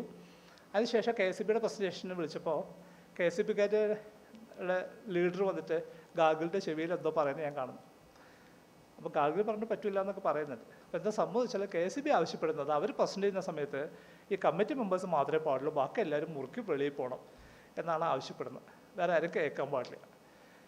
ചാലക്കുടി പുഴ സംരക്ഷണ സമിതിയിലെ ആളുകൾ അവിടെ ഉണ്ടാവരുത്. ഗാഡ്ഗിൽ പറഞ്ഞു അത് പറ്റില്ല, അവർ പ്രസൻറ്റ് ചെയ്യുന്ന സമയത്ത് നിങ്ങൾ കേട്ടില്ലേ, ഇനി നിങ്ങൾ പ്രസൻറ്റ് ചെയ്യുന്ന സമയത്ത് എല്ലാവരും കേൾക്കട്ടെ എന്ന് പറഞ്ഞിട്ട് പ്രസൻറ്റ് ചെയ്യാൻ ആവശ്യപ്പെട്ടു. KSEB അത് പ്രസൻറ്റ് ചെയ്തില്ല. അവർക്ക് എല്ലാവരും മുന്നിൽ പ്രസൻറ്റ് ചെയ്യാൻ പറ്റില്ല എന്ന് പറഞ്ഞുകൊണ്ട് അവർ പ്രസൻറ്റ് ചെയ്തില്ല. അതെന്താണ് അതിൻ്റെ അർത്ഥം? അതിൻ്റെ അർത്ഥം എന്താ വെച്ച് കഴിഞ്ഞാൽ KSEBയുടെ പ്രപ്പോസലിലുള്ള കാര്യങ്ങൾ പറഞ്ഞു കഴിഞ്ഞാൽ ഏതൊരാൾക്കും അത് ഖണ്ഡിക്കാനാവും എന്നുള്ളതാണ് അതിൻ്റെ അർത്ഥം. And Gadgil was with the people. ഇവിടെ ഈ സ്ഥലത്ത് ഈ റോസത്തിൽ തന്നെ നിന്ന് ഗാഡ്ഗിൽ സംസാരിച്ചിട്ടുണ്ട്. He had come over to KFRA KFRL പല ആളുകളും അദ്ദേഹത്തോടൊപ്പം വർക്ക് ചെയ്തിട്ടുണ്ട്. ഏറ്റവും പ്രധാനമായിട്ട് ഡോക്ടർ വിജയകുമാരൻ നായർ നമ്മൾ വൈൽഡ് ലൈഫ് ഡിവിഷനിലുണ്ടായിരുന്നു. പിന്നെ GIS റിമോട്ട് സെൻസിംഗ് ഡിപ്പാർട്ട്മെൻറ്റിലുണ്ടായിരുന്ന വിജയകുമാർ സാറ് IASയിലുണ്ടായിരുന്നു. He had worked with Gadgil on elephants of Bandipur. Doctor AR Menon അദ്ദേഹത്തോടൊപ്പം ക്ലോസ് ആയിട്ട് വർക്ക് ചെയ്തു. ആൻഡ് നേരത്തെ KFRLയുടെ സയൻറ്റിസ്റ്റ് ആവുകയും പിന്നീട് സാക്കോണിൻ്റെ ഡയറക്ടർ ആവുകയും ചെയ്ത നേരത്തെ ബാലു പറഞ്ഞ doctor VS Vijayan, he has work very closely with him. എൻറ്റമോളജിൻ്റെ ഹെഡായിരുന്ന doctor RV Varma as chairman of the biodiversity board, അദ്ദേഹത്തോടൊപ്പം ഗാർഗിൽ കമ്മിറ്റി റിപ്പോർട്ടിൻ്റെ കാര്യത്തിൽ വർക്ക് ചെയ്തത്. So many scientist had worked with him from KFRI. ഇത് കൊച്ചിൻ യൂണിവേഴ്സിറ്റിയിലെ ഒരു സീനാണ്. അവിടെ വെച്ചിട്ട് ഇറിഡേറ്റ് ലെക്ചർ സീരീസ് എന്നുള്ള നിലയ്ക്ക് ക്യൂസാറ്റ് ഗാർഗിലിനെ ഇൻവൈറ്റ് ചെയ്തിട്ട് ടോക്കിന് വിളിച്ചതാണ്. അന്ന് ഗാർഗിൽ എൻ്റെ അടുത്ത് ആവശ്യപ്പെട്ടു. ഞാൻ അപ്പോൾ എഴുതി തയ്യാറാക്കി അദ്ദേഹത്തിന് കമൻസിന് വേണ്ടി അയച്ചു കൊടുത്തൊരു പേപ്പർ അവിടെ പ്രസൻറ്റ് ചെയ്യാനായിട്ട് ആവശ്യപ്പെട്ടിട്ട് അദ്ദേഹം എന്നെ അവിടെ വിളിച്ചിരുന്നു. ഇതായിരുന്നു അദ്ദേഹത്തിൻ്റെ പ്രസൻറ്റേഷൻ. അദ്ദേഹത്തെ സംബന്ധിച്ച് ഒരു പ്രധാന പ്രത്യേകത, he had a wide reading. Economics അറിയാം, സോഷ്യോളജി അറിയാം, ആന്ത്രപ്പോളജി അറിയാം, ഫിസിയോളജി അറിയാം, ടാക്സോണമി അറിയാം. വലിയൊരു ടെറൈൻ അദ്ദേഹം കവർ ചെയ്തിട്ടുണ്ടായിരുന്നു. അപ്പോൾ അതുകൊണ്ട് that expertise to keep directly to the policy level കാര്യങ്ങൾ പറയാനായിട്ട് അദ്ദേഹത്തിന് സാധ്യമായിട്ടുണ്ടായിരുന്നു. ഇതായിരുന്നു ഞങ്ങളുടെ പേപ്പർ. ഞാനും എൻ്റെ സ്റ്റുഡൻ്റ് ആയിട്ടുള്ള അലക്സും ചേർന്ന് എഴുതിയൊരു പേപ്പറാണ്. ഈ പേപ്പർ അവിടെയാണ് ആദ്യമായിട്ട് പ്രസൻറ്റ് ചെയ്യുന്നത്, ക്യൂസാറ്റിലാണ്. നമ്മൾ ചെയ്തത് കേരളത്തിൽ എത്ര കോറികളുണ്ട്. ഒരു പക്ഷേ നിങ്ങൾ ചെറുകഥ വായിക്കുന്നവരാണെങ്കിൽ ജോൺ അബ്രഹാം എന്ന് പറഞ്ഞിട്ടൊരു സിനിമാ സംവിധായകനുണ്ടായിരുന്നു നമുക്ക്, ജോൺ അബ്രഹാമത്തിൻ്റെ ഒരു ഇൻട്രസ്റ്റിംഗ് ആയിട്ടുള്ളൊരു കഥയുണ്ട്. ആ കഥയുടെ പേര് ഇങ്ങനെയാണ്, കോട്ടയത്ത് എത്ര മത്തായിമാരുണ്ട് എന്നാണ് കഥയുടെ പേര്. അതേപോലെ മറ്റൊരു ചോദ്യം നമ്മൾ ചോദിച്ചു, കേരളത്തിൽ എത്ര കോറികളുണ്ട്. ഈ കണക്ക് എവിടെയും ലഭ്യമല്ല. മൈനിങ് ആൻഡ് ജിയോളജി ഡിപ്പാർട്ട്മെൻറ്റ് വെബ്സൈറ്റിൽ പോയി കഴിഞ്ഞാൽ വലിയൊരു ടേബിളാണ് കാണുക. അതിനകത്ത് സർവേ നമ്പേഴ്സ് മാത്രമേ ഉള്ളൂ. ഈ സർവേ നമ്പർ ചിലപ്പോൾ ഒരു സർവേ നമ്പർ തന്നെ 2 കോറി ഉണ്ടാവാം. ചിലപ്പോൾ ഒരു കോറിക്ക് തന്നെ കോറി നിൽക്കുന്ന സ്പേസിന് മുഴുവൻ പല സർവേ നമ്പേഴ്സ് ആവാം. ഇത് എവിടെയാണെന്നൊന്നും നമുക്ക് തിരിച്ചറിയാനായിട്ട് യാതൊരു വഴിയില്ല. അതിൻ്റെ ലാറ്റിറ്റ്യൂഡ് ലോഞ്ചിറ്റ്യൂഡ് ഒന്നും ഉണ്ടാവില്ല. അപ്പോൾ നമ്മൾ ചെയ്തത്, ഇവിടെ വരുന്ന മാസ്റ്റേഴ്സ് ഡെസ്റ്റിനേഷൻ ചെയ്യാൻ വരുന്ന കുട്ടികളെ വെച്ചുകൊണ്ട് നമ്മൾ കേരളത്തെ ഒരറ്റം മുതൽ മറ്ററ്റം വരെ സ്കാൻ ചെയ്തു. എന്നിട്ട് കോറികളെ ഐഡൻറ്റിഫൈ ചെയ്തു, മാപ്പ് ചെയ്തു. അപ്പോൾ കിട്ടിയ ചിത്രമാണിത്. ഇത് ആകാശത്ത് നക്ഷത്രങ്ങളൊന്നുമില്ല, കേരളത്തിലുള്ള കോറികളുടെ ചിത്രമാണ്. ഇത്രയധികം കോറികളുണ്ട്. നമ്മൾ ഈ മാപ്പ് തയ്യാറാക്കിയതിന് ശേഷം ചെയ്തതെന്ന് വെച്ചാൽ, വെസ്റ്റേൺ ഘട്ട് ഇക്കോളജി എക്സ്പെർട്ട് പാനലിൽ പറയുന്ന 3 കാറ്റഗറീസ് ഉണ്ട്. Ecological sensitive zone 1, 2, 3. അതിൽ ഒന്നാമത്തെ ഏരിയയുടെയും ആ മാപ്പ് സോൺസിൻ്റെ മാപ്പിൻ്റെ മേലെ ഈ മാപ്പ് നമ്മൾ സൂപ്പർ ലേ ചെയ്തു. എന്നിട്ട് ഓരോ സോണിലും എത്ര കോറികൾ വരുന്നു എന്ന് കണ്ടെത്തി. അതിനുശേഷം കസ്തൂരിരംഗൻ കമ്മിറ്റിയിൽ ഇതുപോലൊരു മാപ്പുണ്ട്, അതിൻ്റെ മുകളിൽ സൂപ്പർ ലേ ചെയ്തു. എന്നിട്ട് നമ്മൾ പറഞ്ഞു, അതിനുശേഷം പുഴയിൽ നിന്നുള്ള അകലം, കാടിൽ നിന്നുള്ള അകലം അത് കമ്പ്യൂട്ട് ചെയ്തു. അത് ഒരു ഷോക്കിംഗ് പേപ്പറായിരുന്നു. നമ്മൾ സാധാരണ ഇമ്പാക്ട് ഫാക്ടറിനെ കുറിച്ചിട്ടൊക്കെ പറയും. ഇമ്പാക്ട് ഫാക്ടറിനെ കുറിച്ച് പറയുന്നത് വെച്ചാൽ നമ്മൾ ഓരോ ജേണലിൽ പേപ്പർ പബ്ലിഷ് ചെയ്യുന്ന സമയത്ത് ആ ജേണലിൻ്റെ ഇമ്പാക്ട് ഫാക്ടർ നമ്മൾ പലപ്പോഴും പറയാറുണ്ട്. ഈ പേപ്പറിൻ്റെ ഇമ്പാക്ട് ഫാക്ടർ അങ്ങനെ അല്ല പക്ഷെ കണക്കാക്കുക. 5 കോടതി വിധികളിൽ ഈ പേപ്പർ പരാമർശപ്പെട്ടു. ഹൈക്കോടതിയിലെ 5 ജഡ്ജ്മെൻറ്റിൽ ഈ കോടതി വിധി ഈ പേപ്പർ പരാമർശപ്പെട്ടു. മാത്രമല്ല ഇതിനെതിരെ വലിയ തോതിലുള്ള സമരം ആരംഭിക്കുകയും ചെയ്തു. ഒരിക്കൽ KFRIയിലേക്ക് വലിയൊരു ജാഥ വന്നു. കോറി മുതലാളിമാർ ജാഥയായിട്ട് ഇവിടെ വന്നു. അവിടെ ഫ്രണ്ടിൽ ഉപരോധിച്ചു. അവരുടെ ആവശ്യം സജീവ് എന്ന് പറയുന്ന സയൻറ്റിസ്റ്റിനെ സസ്പെൻഡ് ചെയ്യണം എന്നുള്ളതായിരുന്നു. അവരത് കത്തായിട്ട് ഡയറക്ടർക്ക് കൊണ്ടുപോയി കൊടുത്തു.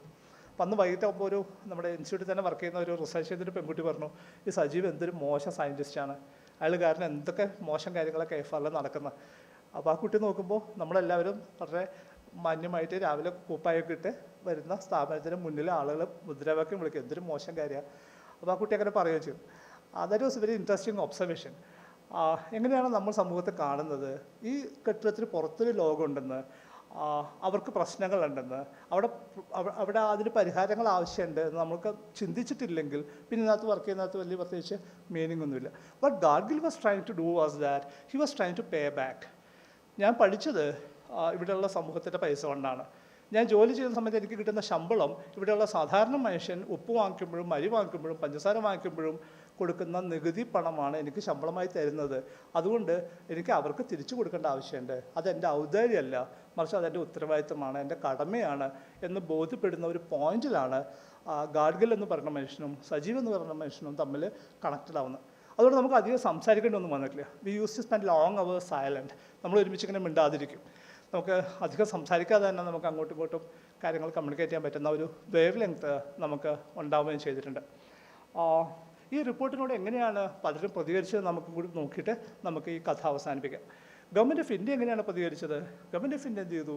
തൊട്ടടുത്ത് വേറൊരു കമ്മിറ്റി ഉണ്ടാക്കി, കസ്തൂരംഗൻ കമ്മിറ്റി എന്നുള്ള നിലയ്ക്ക് അന്ന് പ്രധാനമന്ത്രിയുടെ അഡ്വൈസറി ആയിട്ടുള്ള കസ്തൂരംഗൻ ചെയർമാനായിട്ടുള്ള മറ്റൊരു കമ്മിറ്റി ഉണ്ടാക്കി. അവർ റിപ്പോർട്ടിനെ വലിയ തോതിൽ ഡയലൂട്ട് ചെയ്യുകയും ചെയ്തു. ഇത്ര ഏരിയ ഒന്ന് കൺസർവ് ചെയ്യേണ്ട. രസമുള്ളൊരു കാര്യം ശ്രദ്ധിക്കേണ്ടത്, ഗാഡ്ഗിലിനെ സംബന്ധിച്ച് 3 കാറ്റഗറീസ് ഉണ്ടായിരുന്നു. Ecological services zone 1, 2, 3. പിന്നെ അതിനുശേഷം അതിന് പുറത്തുള്ള ഏരിയയും. ഇതിൽ സോൺ 1 വളരെ ക്രിസ്ത്യാനായിട്ടുള്ള ഏരിയാസാണ്. അവിടെ റെഡ് കാറ്റഗറി ഇൻഡസ്ട്രീസ് ഒന്നും പാടില്ല. 2 അവിടെ റെഡ് കാറ്റഗറി ഇൻഡസ്ട്രീസ് 5 വർഷം കൊണ്ട് ഫേസ് ഔട്ട് ചെയ്യണം. കാറ്റഗറി 3 അവിടെ ഇതാവാം. ഇതൊരു ഗ്രേഡഡ് കൺസർവേഷൻ പ്ലാൻ ആയിരുന്നു. നിങ്ങൾക്ക് എന്ത് കാര്യവും ചെയ്യാം, പക്ഷേ എവിടെ ചെയ്യണം എന്നുള്ളത് ഈ കാര്യത്തെ നോക്കിയിട്ട് ആ പ്രദേശത്തിൻ്റെ സെൻസിറ്റിവിറ്റി നോക്കിയിട്ട് തീരുമാനിക്കണം. So this was the position of the Gadgil committee report. Kasturirangan committee റിപ്പോർട്ടിലേക്ക് വന്നപ്പോൾ അവർ ജസ്റ്റ് 2 കാറ്റഗറിയായി. കൺസർവ് ചെയ്യേണ്ട സ്ഥലവും കൺസർവ് ചെയ്യേണ്ടാത്ത സ്ഥലം എന്നുള്ള നിലയ്ക്ക് 2 കാറ്റഗറി മാത്രമായിട്ട് മുറിച്ചു. മാത്രമല്ല കൺസർവ് ചെയ്യേണ്ട ഏരിയ വല്ലാതെ ചുരുങ്ങുകയും ചെയ്തു. അതാണ് ഗവൺമെൻറ് ഓഫ് ഇന്ത്യ ചെയ്തത്. കേരളം ഒരു പടി കൂടി മുന്നോട്ട് പോയിട്ട് ഒരു കമ്മിറ്റി കൂടി ഉണ്ടാക്കി. വുമൻ കമ്മിറ്റി എന്ന് പറഞ്ഞിട്ട് കമ്മിറ്റി ഫോം ചെയ്തു. അദ്ദേഹം ബയോഡൈവേഴ്സിറ്റി ബോർഡിൻ്റെ മുൻ ചെയർമാനായിരുന്നു. അദ്ദേഹം എന്ത് ചെയ്തു? അദ്ദേഹം അത് കുറച്ചും കൂടി ഡൈലൂട്ട് ചെയ്തിട്ട് അദ്ദേഹം പറഞ്ഞു, നമുക്ക് കേരളത്തിൽ കൺസർവ് ചെയ്യേണ്ട സ്ഥലങ്ങൾ കാട് മാത്രമേ ഉള്ളൂ, അത് ഓൾറെഡി പ്രൊട്ടക്റ്റഡ് ആയിട്ടുള്ള സ്ഥലങ്ങൾ മാത്രമേ കൺസർവ് ചെയ്യേണ്ട ആവശ്യമുള്ളൂ എന്ന് പറഞ്ഞുകൊണ്ട് ബാക്കിയുള്ള മുഴുവൻ സ്ഥലങ്ങളും റിലീസ് ചെയ്ത് പുറത്തെടുത്തു. ഇതാണ് കേരളം ചെയ്തത്. ഇനി പൊളിറ്റിക്കൽ പാർട്ടീസ് എന്താ ചെയ്തത്? ഗാഡ്ഗിൽ കമ്മിറ്റി റിപ്പോർട്ട് ഇലക്ഷനിൽ ഹോട്ട് ടോപ്പിക്കായിട്ട് മാറി. ഇടുക്കിയിൽ ആരും സ്ഥാനാർത്ഥിയാവണം എന്നുള്ളത് വലിയ ക്വസ്റ്റ്യനായി മാറി.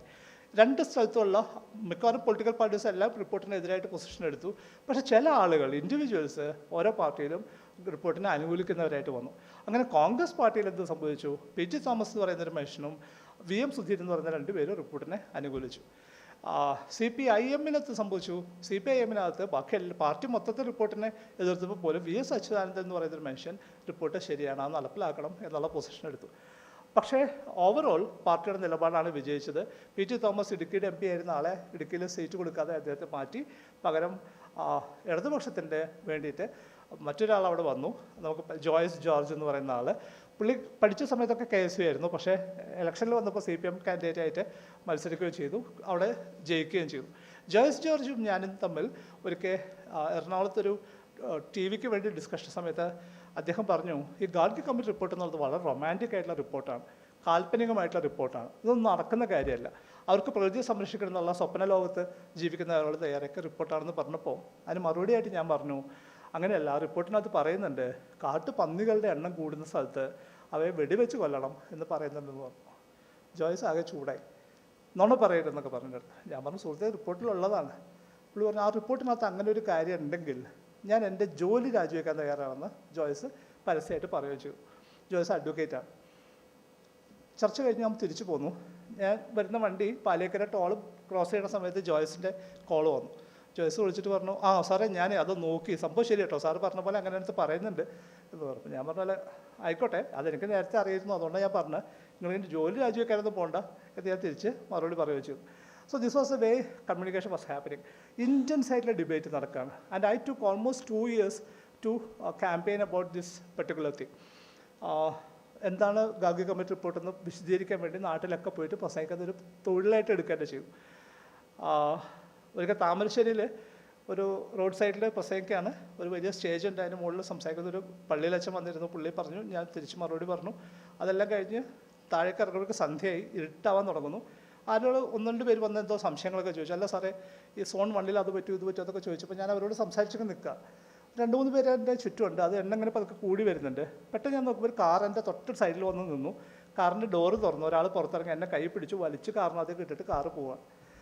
ഞാൻ നോക്കുമ്പോൾ എന്നെ വിളിച്ചു കൊണ്ടുപോയ ആൾ തന്നെയാണ്. ചോദിച്ചു, എന്താ സുഹൃത്തേ, എന്തേ കാണിക്കുന്നത് ചോദിച്ചു. അപ്പോൾ അവർ പറഞ്ഞു, അല്ല സാറേ, ഇത് സാറിൻ്റെ ചുറ്റും നിൽക്കുന്നതിൽ 3 പേരുടെ അരയിലെങ്കിലും കത്തിയുണ്ട്, സാറിനെ തിരിച്ചു വിടുന്ന അയക്കുക എന്നുള്ള ജീവനോടെ അയക്കേണ്ട നമ്മുടെ ഉത്തരവാദിത്തമാണല്ലോ. So this was the tough struggle we had. ഈ സത്യം സയൻസ് ജനങ്ങളോട് കമ്മ്യൂണിക്കേറ്റ് ചെയ്യാൻ എടുത്ത ഒരു എഫേർട്ട് അതായിരുന്നു. ഇനി സയൻറ്റിഫിക് ഇൻസ്റ്റിറ്റ്യൂഷൻസ് എന്താ ചെയ്ത്? KFRAയിൽ ആദ്യത്തെ റിപ്പോർട്ട് ചർച്ചയ്ക്ക് വരുന്നു. ഡോക്ടർ ശങ്കരൻ ഡയറക്ടറാണ്. മീറ്റിംഗ് വിളിച്ചു. അപ്പോൾ സയൻറ്റിസ്റ്റ് പറഞ്ഞു, അല്ലെങ്കിൽ റിപ്പോർട്ടിനകത്ത് ഒത്തിരി തെറ്റുകളുണ്ട്, എന്നൊരു സൈൻറ്റിസ്റ്റ് പറഞ്ഞു. ഞാൻ അപ്പോൾ എന്നെ സംബന്ധിച്ച് എൻ്റെ ഒരു എക്സൈറ്റ്മെൻറ്റ് എന്താ വെച്ച് കഴിഞ്ഞാൽ, this was the first time in the history of India that there is a platform for science to influence governance. ഒരു നാടെങ്ങനെ ഭരിക്കണം എന്നുള്ളതിനകത്ത് ശാസ്ത്രത്തിന് ഇടപെടാനായിട്ടൊരു അവസരം നേരിട്ട് കിട്ടുന്ന ആദ്യത്തെ ഓപ്പർച്യൂണിറ്റിയാണ്. അതല്ലാതെ എങ്ങനെയാണ് സയൻസ് വർക്ക് ചെയ്യുക? നമ്മളെല്ലാവരും റിസർച്ച് ചെയ്യുന്നു, നമ്മൾ ഒരാൾ വായിക്കാത്ത റിസർച്ച് ജേണലിനകത്ത് പേപ്പർ പബ്ലിഷ് ചെയ്യുന്നു, നമ്മൾ റിപ്പോർട്ടും കൊടുക്കുന്നു. ഈ നാട്ടിൽ ഒരു മനുഷ്യൻ പോലും ഈ ജേണൽസ് ആരും വായിക്കാറില്ല, രാഷ്ട്രീയക്കാർ അത്ര പോലും വായിക്കാറില്ല, ഇതൊന്നും നടപ്പിലാവാറില്ല. നമ്മളെടുക്കുന്ന പ്രവൃത്തി നടപ്പിലാവാനായിട്ടുള്ള ഗംഭീരമായിട്ടുള്ളൊരു സാധ്യതയാണ് ഗാർഗി കമ്മിറ്റി റിപ്പോർട്ട് എന്നുള്ള നിലയ്ക്കാണ് രണ്ട് കൈയും വിട്ടിട്ട് അതിനെ അനുകൂലിച്ചുകൊണ്ട് നമ്മൾ പുറത്തിറങ്ങി. അപ്പോൾ ഈ സയൻറ്റിസ്റ്റ് ചോദിച്ചു ഇങ്ങനെ തെറ്റുണ്ടെന്ന് പറഞ്ഞാൽ എന്താ തെറ്റ്? അദ്ദേഹം പറഞ്ഞു ചാലക്കുടി പുഴയിൽ എത്രയോ 87 മറ്റോ ഫിഷ് സ്പീഷീസ് ഉണ്ടെന്നാണ് അതിനകത്ത് പറയുന്നത്. തെറ്റാണ്. ഞാൻ പിന്നെ എത്രയുണ്ട് സാർ? അല്ല അത് 89. അപ്പം ഞാൻ പറഞ്ഞു സാറേ നമുക്ക് ഇപ്പോൾ വേണമെങ്കിൽ പോവാം, അവിടെ പോയിട്ട് സാമ്പിൾ ചെയ്താൽ ഈ 87 85 കിട്ടുന്ന സാറിന് ഉറപ്പുണ്ടോ? അപ്പോൾ അദ്ദേഹം ദാറ്റ് മേ ഡിഫർ. ഞാൻ പറഞ്ഞു സാർ അതല്ലല്ലോ പ്രശ്നം, അവിടെ എത്ര സ്പീഷീസ് ഉണ്ടെന്നുള്ളതിൻ്റെ നമ്പർ മാറി എന്നുള്ളതുകൊണ്ട് റിപ്പോർട്ട് തള്ളിക്കളി അല്ലല്ലോ വേണ്ടേ. So that was a first engagement. അതിനുശേഷം there was a first meeting in Trivandrum. Chief secretary വിളിച്ചു ചേർത്ത മീറ്റിംഗ്, ഓൾ ദി ഡിപ്പാർട്ട്മെൻറ്റ് ഹെഡ്സിനെ വിളിച്ചു. And I was deputed by the director to participate in the meeting. അവിടെ ചെല്ലുകയാണ്, ചീഫ് സെക്രട്ടറി അധ്യക്ഷനായിട്ടിരിക്കുന്നു, എല്ലാ department heads ഇരിക്കുന്നുണ്ട്, KFR പ്രസിഡന്റ് ഞാനുണ്ട്. ഞാനിപ്പോഴും ഓർക്കുന്നു ചീഫ് സെക്രട്ടറി വന്നിട്ട് പറയുകയാണ് ഇതൊരു വലിയ റിപ്പോർട്ടാണ്, അത് മുഴുവൻ വായിക്കാൻ എനിക്ക് സമയം കിട്ടിയിട്ടില്ല. പക്ഷേ എൻ്റെ ഒരു സംശയം എന്താ വെച്ചാൽ കേരളത്തിൻ്റെ സ്ഥലം എങ്ങനെ വിനിയോഗിക്കണമെന്ന് കേന്ദ്ര സർക്കാരിന് എങ്ങനെ പറയാൻ പറ്റുക? ഇത് നമ്മുടെ ഫെഡറൽ സംവിധാനത്തിന് എതിരെയുള്ള ഒരു നിലപാടല്ലേ? അല്ല ഞാൻ എൻ്റെ അഭിപ്രായം പറഞ്ഞതേ ഇനി നിങ്ങൾ പറയൂ എന്ന് പറഞ്ഞു. അതിന് ശേഷം ഞാൻ കണ്ട കാഴ്ച എന്താ വെച്ചാൽ എല്ലാവരും ഇങ്ങനെ അഭിപ്രായം പറയണം. അഭിപ്രായത്തിൽ ടോണെന്ന് വെച്ചാൽ സാറ് പറഞ്ഞത് വളരെ കറക്റ്റാണ്, പക്ഷെ അതിന് ഒരു കാരണം കൂടി ഉണ്ട് സാർ. അവർ ഒരു കാരണം പറയും, എല്ലാവരും മത്സരിക്കുകയാണ് ചീഫ് സെക്രട്ടറിയെ സപ്പോർട്ട് ചെയ്യാൻ വേണ്ടി. കാരണം അത് ചെയ്തിരിക്കും, കാരണം അങ്ങനെയാണ് hierarchy. Who is the government? Who is the government എന്ന് ചോദിച്ചാൽ ഉത്തരം the chief secretary is the government എന്നാണ്. ഈ താഴെ നിൽക്കുന്ന മുഴുവൻ മനുഷ്യരുടെ ജാതകം മാറ്റി വരയ്ക്കാൻ കഴിപ്പുള്ളൊരു മനുഷ്യനെയാണ് ചീഫ് സെക്രട്ടറി. അപ്പോൾ ചീഫ് സെക്രട്ടറി ഒരു അഭിപ്രായം പറഞ്ഞാൽ പിന്നെ താഴെയുള്ള എല്ലാവരും സാറ് പറഞ്ഞത് വളരെ കറക്റ്റാണ് എന്ന് പറയല്ലാതെ വേറൊരു ഓപ്ഷനില്ല. ആ പ്രോസസ്സ് ഞാൻ അവിടെ കണ്ടു. അന്ന് ഒരു പെർട്ടിക്കുലർ മൊമെൻറ്റ് ഒരാൾ പറഞ്ഞു സർ വെസ്റ്റേൺ ഗട്ട്സിൻ്റെ ലിമിറ്റ് ഫിക്സ് ചെയ്യുമ്പോൾ, ബൗണ്ടറി ഫിക്സ് ചെയ്യുമ്പോൾ കേരളത്തിൽ വളരെ ഉയർന്ന വളരെ താഴ്ന്ന സ്ഥലമാണ് സർ കേരളത്തിൽ ഫിക്സ് ചെയ്തത്, ഇത്ര മീറ്റർ പറഞ്ഞിട്ടില്ല. പക്ഷേ അപ്പുറത്ത് പോകുമ്പോൾ അപ്പുറത്തെ സൈഡിൽ കുറേ ഉയർന്ന ഹൈറ്റാണ് വെച്ചിട്ടുള്ളത്. അതൊരു ഡിസ്ക്രിമിനേഷൻ അല്ലേ സാർ? ഇത് കേരളത്തെ മനഃപൂർവ്വം ഉപദ്രവിക്കാൻ വേണ്ടി ചെയ്തതല്ലേ സാർ എന്നൊക്കെ പുള്ളി പറഞ്ഞപ്പോൾ ഞാൻ കൈപൊക്കിയിട്ട് പറഞ്ഞു സാർ അതിൻ്റെ കാരണം വെസ്റ്റേൺ ഗട്ട്സ് കേരളത്തിൽ താഴേന്ന് മുകളിലേക്ക് പൊങ്ങിപ്പോവാണ്. അപ്പുറത്ത് അത് ഇറങ്ങുന്നത് ഒരു പ്ലാറ്റോയിലേക്കാണ്, കുറേ ഉയർന്നു നിൽക്കുന്ന ഡെക്കാൻ പ്ലാറ്റോയിലേക്കാണ് അത് ഇറങ്ങുന്നത്. അത് അവിടെ വെച്ച് അവസാനിക്കും. അതുകൊണ്ടാണ് സാർ അവിടെ ഒരു ഹയർ ഹൈറ്റും ഇവിടെ താഴെ ഹൈറ്റും എന്ന് ഞാൻ പറഞ്ഞു. പക്ഷെ പിന്നീടൊരു മീറ്റിങ്ങിൽ ഇതേ ആൾ ഇതേ കാര്യം തന്നെ പറഞ്ഞപ്പോൾ എനിക്ക് മനസ്സിലായി they are not taking truths. അവർക്കൊരു കാര്യം ബോധ്യപ്പെട്ടിട്ട് പോലും അവരത് എടുക്കുന്നില്ല. അവർ പിന്നെയും പഴയ നുണ പറഞ്ഞുകൊണ്ടിരിക്കുകയാണ്. The state had decided not to implement it, political parties had decided not to do it, and scientific institutions. ഒത്തിരി ശാസ്ത്രജ്ഞർക്ക് ഒരു വിഷമമുണ്ടായി. ഗാഡ്ഗിൽ ഇത്ര ഫേമസ് ആയിട്ടുള്ള സയൻറ്റിസ്റ്റ് അയാൾ കേരളത്തിൽ വന്നിട്ട് ഇങ്ങനെയൊക്കെ കാര്യങ്ങൾ പറയുമ്പോൾ ഞങ്ങൾക്ക് ഇവിടെ ഇല്ലേ എന്നുള്ള അസൂയയും ഒക്കെ ഇതിൻ്റെ ഒപ്പം ബാധിച്ചതായിട്ട് എനിക്ക് പലപ്പോഴും തോന്നിയിട്ടുണ്ട്. We are not consulted, Gadgil is growing beyond proportions. അങ്ങനെ പറ്റുമോ? ഞങ്ങളൊക്കെ ഇവിടെ ഉള്ളപ്പോൾ നിങ്ങൾ ഒറ്റയ്ക്ക് എങ്ങനെ എന്നൊക്കെയുള്ള കാര്യങ്ങളൊക്കെ വർക്ക് ചെയ്തിട്ടുണ്ട്. But no scientific institution came behind it, no scientific no colleges, no universities. അതിനും പുറകെ വോയിച്ചാനുണ്ട്. എല്ലാവരും പേടിച്ചു പോയി. പൊളിറ്റിക്കൽ സപ്പോർട്ടിനെ ഇല്ലാതെ ജീവിക്കാനായിട്ട് പറ്റാത്തൊരു സ്ഥലമായിട്ട് കേരളം മാറുന്നു എന്നുള്ള നിലക്കുള്ള ഭയം എല്ലാവർക്കും ഉണ്ടാവുകയും ചെയ്തു. And now what was Gadgil trying to do? അത് ജീവിതത്തിൽ നോക്കിയാൽ പ്രധാനപ്പെട്ടൊരു കാര്യം ഇതാണ്. ട്രാജക്ടറി നോക്കിയാൽ ആദ്യം തിയറിയിൽ വർക്ക് ചെയ്യാം, അബ്സല്യൂട്ട് തിയറിയിൽ വർക്ക് ചെയ്യാം. അതിനുശേഷം ഫീൽഡ് വർക്കിലേക്ക് മാറുക, അതിനുശേഷം ലേറ്റർ ഓൺ പോളിസിയിലേക്ക് മാറുക. ഈ ഒരു ട്രാൻസിഷൻ, ഈ 3 ഫേസിലേക്കുള്ള ട്രാൻസിഷൻ കംപ്ലീറ്റ് ചെയ്ത ശാസ്ത്രജ്ഞർ അധികം പേര് നമുക്കില്ല. And Gadgil was the one of the persons who did this transition. ആൾ അവിടെ തന്നെ കുടുങ്ങിപ്പോയിട്ടില്ല, ഒരു സബ്ജക്റ്റ് തന്നെ കുടുങ്ങി നിന്നിട്ടില്ല. അദ്ദേഹം സേക്രഡ് ഗ്രൂവ്സിൽ വർക്ക് ചെയ്തിട്ടുണ്ട്, പക്ഷേ ജീവിതകാലം മുഴുവൻ സേക്രഡ് ഗ്രൂവ്സ് അല്ല അദ്ദേഹം വർക്ക് ചെയ്ത്. അദ്ദേഹം വാസ്പിൽ വർക്ക് ചെയ്തിട്ടുണ്ട്. അദ്ദേഹം വാസ്പിൽ മാത്രമല്ല നിന്ന്, എലിഫൻസിൽ വർക്ക് ചെയ്തിട്ടുണ്ട്. എലിഫൻസിൽ മാത്രമല്ല നിന്ന് അവിടുന്ന് ഉയരാനായിട്ട്, വളരാനായിട്ട്, മാനസികമായിട്ട് വലിയൊരു ലാൻഡ്സ്കേപ്പിനെ ഒരുമിച്ച് ചേർത്ത് പിടിക്കാൻ പറ്റുന്നൊരു മനുഷ്യനായിട്ട് അദ്ദേഹം വളർന്നു. ഇത്രമാത്രം സമ്മാനങ്ങൾ അദ്ദേഹത്തിന് കിട്ടിയിട്ടുണ്ട്. കളർ ചെയ്ത് ഒന്ന് പത്മശ്രീയാണ്, മറ്റൊന്ന് പത്മഭൂഷണാണ്. പത്മഭൂഷൺ കിട്ടിയിട്ടുള്ള മനുഷ്യരൊക്കെ തന്നെ മരിക്കുന്ന സമയത്ത് അവർക്ക് സ്റ്റേറ്റ് ഓണർ കൊടുക്കണം എന്ന് നിയമമുണ്ട്. അതുകൊണ്ട് തന്നെ കഴിഞ്ഞ ദിവസം അദ്ദേഹം മരിച്ച സമയത്ത് നേരത്തെ കണ്ണൻ സാർ പറഞ്ഞ പോലെ അദ്ദേഹത്തിൻ്റെ ക്രിമേഷൻ നടക്കുന്ന സമയത്ത് പോലീസ് അവിടെ എത്തി. കാരണം ഗാർഡ് ഓഫ് ഇത് കൊടുക്കണം, ആകാശത്തേക്ക് വെടിവെക്കണം. പോലീസിന് വഴി തെറ്റിപ്പോയി. ഇദ്ദേഹത്തിന് വീട് കണ്ടുപിടിക്കാൻ പറ്റാത്ത പോലീസ് വേറെ എവിടെ പോയി. പിന്നെ പോലീസ് തിരിച്ചു വരുന്ന വരെ ആ ബോഡി അവിടെ സൂക്ഷിച്ചു വെക്കുകയും അതിനുശേഷം അവർ വന്നിട്ടാണ് അത് ചെയ്യുന്നത്. അതുകൊണ്ട് തന്നെ എന്താണ് ഗാഡ്ഗിൽ ബാക്കി വെക്കുന്നത്? ഗാഡ്ഗിൽ ബാക്കി വെക്കുന്നത് നമ്മളോടാണ് അദ്ദേഹം പറയുന്നത്. എങ്ങനെയാണ് ഒരു മനുഷ്യൻ ജീവിക്കേണ്ടത്? How to make a career out of science. എങ്ങനെയാണ് ഒരു ജീവിതകാലം മുഴുവൻ ഭയമില്ലാതെ എങ്ങനെയാണ് ജീവിക്കാൻ പറ്റുക? ആരെയും ഭയമില്ലാതെ ശാസ്ത്രത്തിലെ ഹാർഡ് റോക്ക് പോലെ ഉറച്ച സയൻറ്റിഫിക് ഫാക്ട്സിൻ്റെ മേലെ എങ്ങനെയാണ് നിങ്ങളുടെ നിലപാടുകൾ കെട്ടിപ്പൊക്കുക? ആ നിലപാടുകളെ ബേസ് ചെയ്തിട്ട് നിങ്ങളെങ്ങനെയാണ് പോളിസിയെ ഇൻഫ്ലുവൻസ് ചെയ്യുക എന്നുള്ളൊരു പ്രോസസ്സ് അദ്ദേഹം വളരെ മനോഹരമായിട്ട് നമുക്ക് കാണിച്ചു തന്നിട്ടുണ്ട്. Thank you very much.